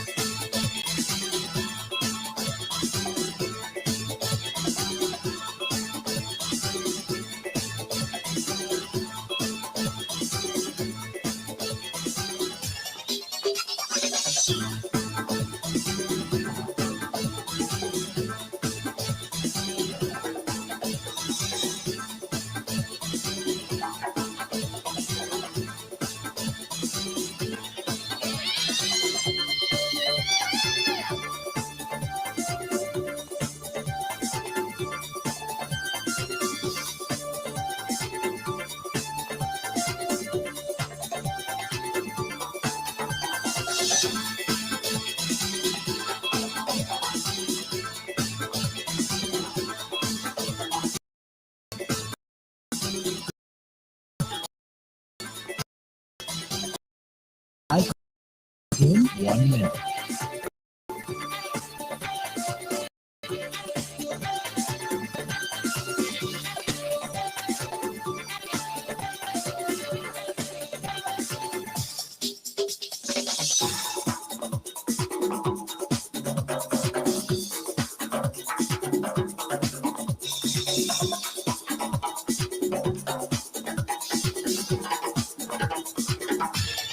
Bill Michaels will resume in 30 seconds.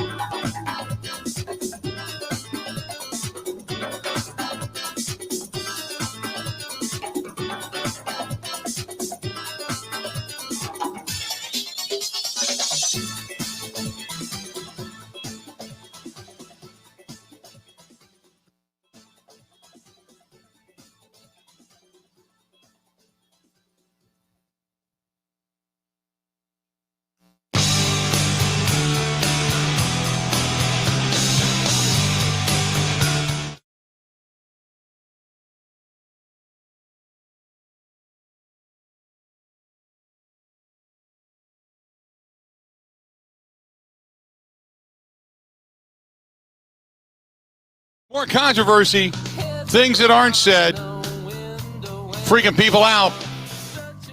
Welcome back to the program. Glad to have you. They're freaking out in Seattle. You want to know why? Well, apparently when the letter went out to season ticket holders, there was not a mention of Russell Wilson when it talks about the upcoming season. So, that's what everybody's throwing around out there right now. Oh my God, there's a chance he's going to be traded. They're going to trade him away. They're not mentioning him. So it's how much do you read into the fact that Russell Wilson did not get mentioned in the Seahawks letter to season ticket holders? So there you go. So they're freaking out in Seattle. Meanwhile, the Baltimore Ravens contract talks with Lamar Jackson, according to their general manager, Eric DeCosta, says this is not going to affect us one bit. He said if you go to the Bentley dealership or the Range Rover dealership, you know what the cars are going to cost. You're not going to get much of a discount. They all cost about the same.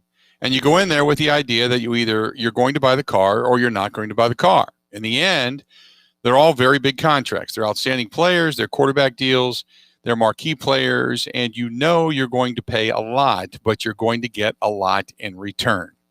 Now, Dak Prescott, in my opinion, is a better quarterback than Lamar Jackson. I've said all along I thought more of an athlete and more of a runner than he is just a really good quarterback. I think Prescott's a better quarterback. I don't think Prescott's worth the money he got, the 4-year, $160 million contract. 66 in signing bonus. Holy mackerel. $40 million a year? That's crazy. That is only less than Patrick Mahomes. Now, DeCosta said he had a recent one-on-one conversation with Jackson around the framework of a long-term deal, but the sides have not begun formal negotiations with no contract proposals have been exchanged yet. He said, we're confident and committed to trying to get a long-term deal done, and hopefully we can get that done at some point here in the very near future. Jackson entering the final year of his 4-year, $9.5 million rookie deal. He's scheduled to earn $1.77. Now, granted, he is worth a lot more than that. He ranks 23rd among quarterbacks after leading the Ravens to the playoffs in each of his first 3 seasons and capturing the NFL MVP award in 2019. Baltimore technically can keep him from being a free agent through at least 2023 if it exercises his 5th-year option and uses the franchise tag. The process to sign a franchise quarterback can be a long one. It took 3 years for the Cowboys and Prescott to strike that deal. So I get it. There's more. I get it. He's had a better playoff history. He just, I could be wrong. I mean, people could be just screaming at their radios right now, but there is something about Lamar Jackson I'm not a fan of. And it's just, he seems like he wants to run. And usually quarterbacks like that in the long run will get beat up and they're not the same. We've seen it time and time and time and time again. Where running quarterbacks, they set the world on fire, and they're big, they're strong. I mean, Cam Newton, he burned like a white-hot comet, and then fizzled out.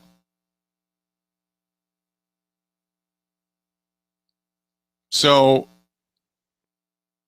if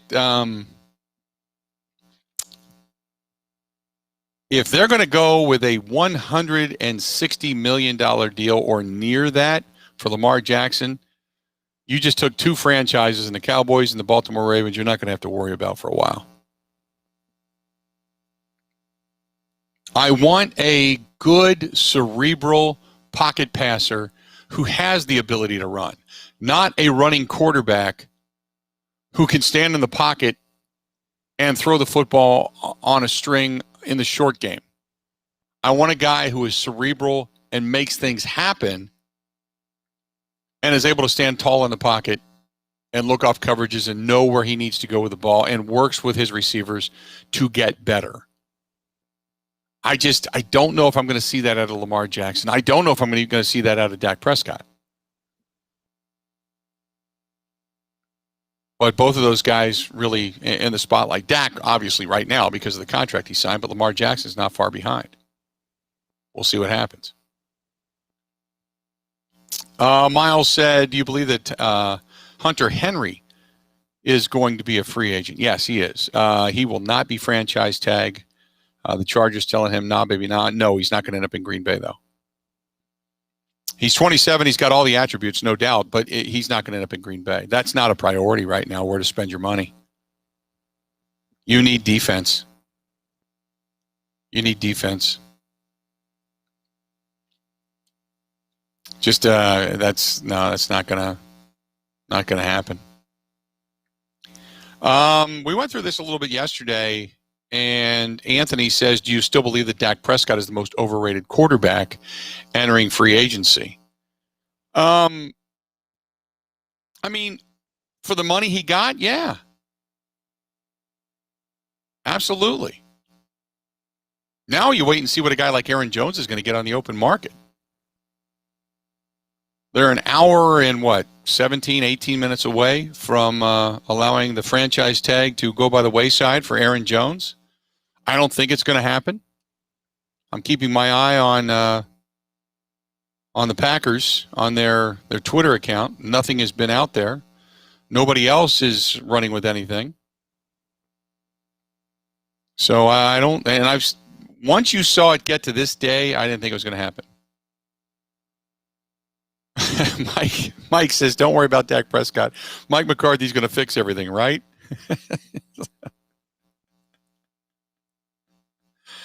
Oh, that's good.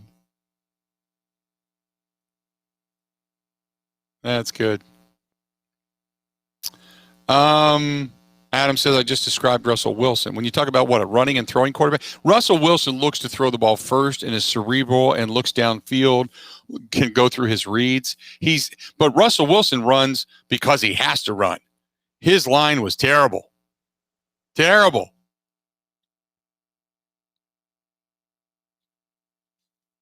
Eric says the Cowboys did themselves no favors. Could have locked him up a while ago, but played chicken, played stupid games with stupid prizes. Yeah, I agree. You figured that Jerry would cave by the time it was all said and done. He falls in love with guys, and once you know that, you know you got Jerry, and he's not going to give in. He's going to end up saying, here you go.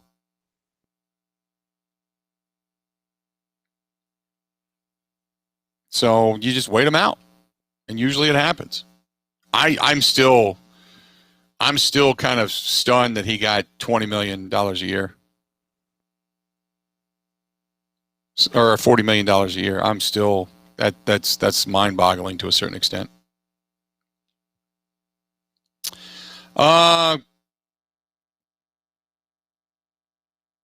This one's from Mark, who says, do you think Curtis Samuel would be good?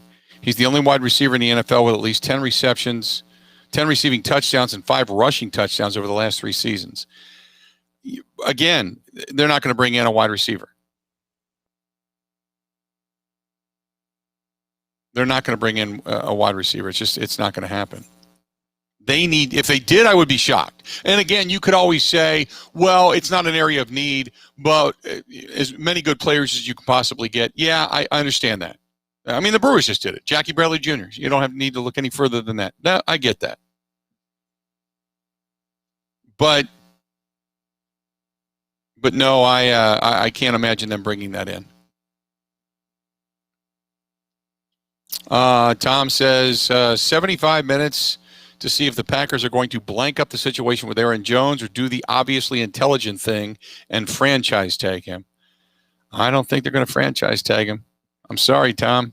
I just don't think it's going to happen. Don't think it's going to happen.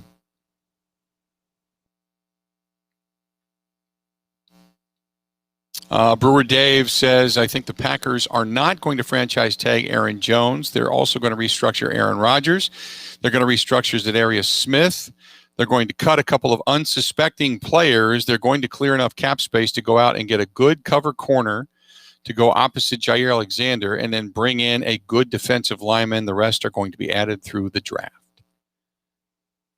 That's kind of my prediction. I hope they get a good cover corner. I'll say that.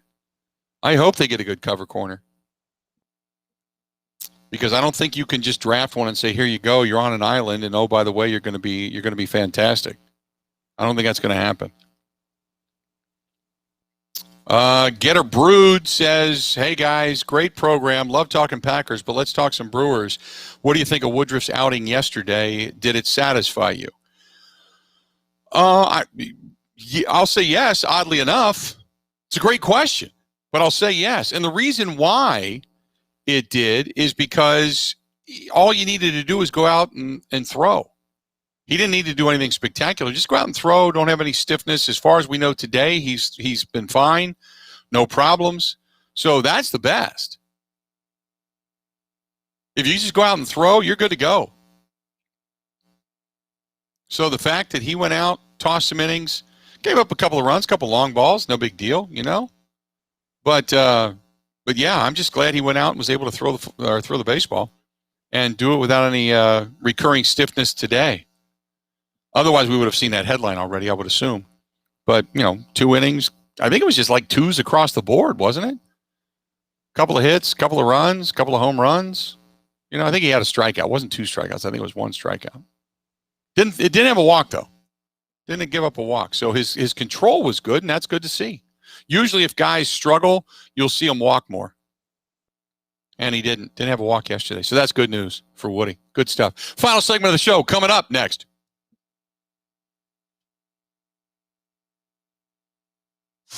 Covering Wisconsin sports like a blanket. This is the Bill Michaels Show on the Wisconsin Sports Zone Radio Network.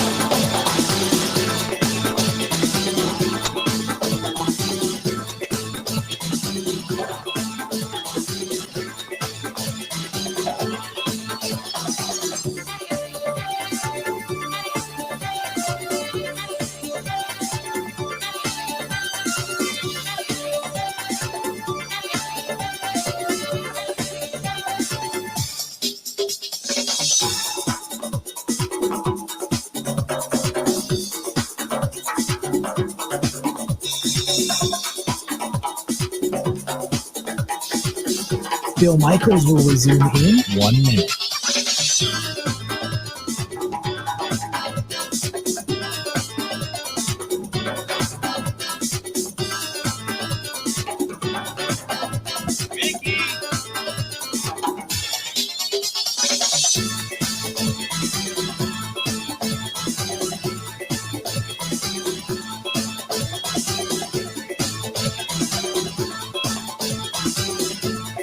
Bill Michaels will resume in 30 seconds.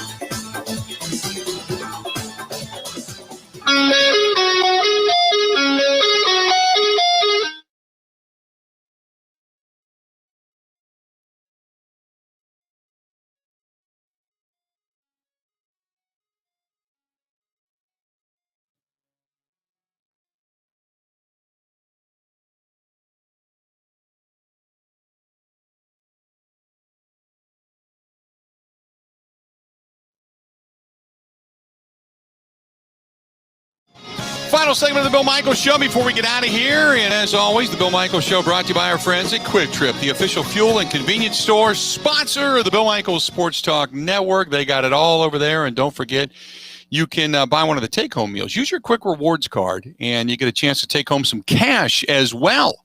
I'm not kidding. $50,000 in cash. They're giving it away. One $10,000 winner each week for 5 weeks. Add it all up, do the math. It's $50,000. Quick Trip's take-home meals, freshly made and absolutely delicious. You can take them home tonight. You could take home some cash as well. $10,000. No purchase necessary. Steve Store for details. That is our friends over there at Quick Trip. They got a good March Madness promotion coming up too. So we'll tell you about that coming up here next week. But some good stuff from our friends at Quick Trip. Welcome back to the program, and we're just about ready to get out of here for the day. I'm going to be back at it again tomorrow, and we have completed our look around the National League Central. Tomorrow, as we are just a couple of days or a couple of weeks away from opening day, I'm looking forward to it. We'll start to talk about the Brewers a little more in depth. We'll talk about the rotation tomorrow and get into the specifics there, your thoughts on the rotation, how deep they are, and all that kind of good stuff. That is going to be coming up tomorrow on the program. And obviously, we'll talk about the franchise tag. We'll talk about the day after. We'll also start to look forward towards, and continue to discuss free agency and see if anything surprises us between now and the next, 1 hour and 7 minutes. And we'll see if anything, culminates from that, if anybody else is out on the open market. So all that discussion coming up tomorrow on the program, and whatever else we decide to do. We could do anything tomorrow. Tomorrow's one of those wide open days. It's a Wednesday. It's a hump day. Maybe tomorrow might be the debut of the new studio tomorrow. Depending, see all the wires. If you're watching on the live stream, see all the wires that are over here, everything, and then everything that's underneath this desk when you go to dog cam, all that stuff needs to be pulled, rewired. Headsets, microphones. There's going to be new microphones here in the studio, new headsets in the studio, all kinds of stuff coming to this thing. There's placement, that all needs to be done for all of this. So it's going to be, once we get off the air today, it is going to be quite the effort to get this thing adjusted, moved, new furniture, wiring on the walls, all that stuff, whatever it is they need to do, all that stuff to be taken care of. So it's going to be an interesting next 20 hours by the time we get back on the air to see if it's all done by tomorrow. I have a feeling tomorrow we will be moved. I just don't know how good it's going to be. Hopefully everything works. So there's a few things that need to be gotten first. They have to run Cat 5 cable today and some new things. I think Home Depot is about to get a credit card given to them as well. So we'll see what happens, but a lot of stuff going on. So that's all coming up tomorrow on the program. A couple of emails before we get out of here today. This one's from Jerry. Jerry says, when are you going to be coming back to Eau Claire? I'm hoping to be back if they have the junior. I haven't heard if they have the junior achievement golf outing coming back again this year or not, but I would love to come back for that. It's always a fun time. Always enjoy it. There's a lot going on this year already. And I was mentioning this the other day. Schedule-wise, from like the middle of July to maybe the second week of September, I mean, it's packed with stuff. So, and even in June, you've got the Rice Lake Celebrity Golf Outing, which then takes you right into, I think it's IndyCar weekend. And then after that, it's NASCAR weekend going into July 4th. Then there's about a week of a little bit of downtime, probably the Major League Baseball All-Star Game. It's the downtime after OTAs and mini camps and such for football. So it's really kind of a slow period. And then I'm going to travel and do a little bit of traveling, and then you get back, and man, you're off and running. We are planning on, and maybe we'll take some fans with us. I don't know, but motorcycle riders, we're going to be heading to Sturgis, I believe, this year. That's in the works. And then the Wisconsin State Fair. It looks as of right now. Cross your fingers. It looks as of right now as if State Fair is going to have some people. I don't know how big it's going to be, but I'm hoping Wednesday Night Live comes back. We're going to do some live broadcasts. So there's a lot of good coming up. But so when do I know I'm going to be back to Eau Claire? I don't. I'm hoping that I am back this year, but we'll just kind of wait and see. Max says, after Woodruff's performance yesterday, what do you look for him from here on out? Well, an advancement.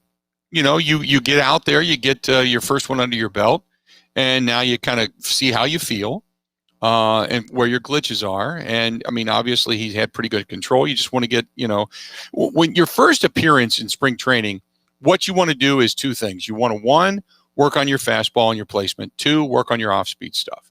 And that is strictly changeup. If you throw a good changeup, just see how good your changeup is. You don't go out there and throw a boat ton of breaking balls, sliders, or anything like that. You're just trying to get your placement. And then you go back and you look at the video and you see, okay, comparison to what your best year was to what it is this year holds. Is it all in the same area? Are you doing the same thing? That type of stuff. And then on your next appearance, you look to get a little bit better.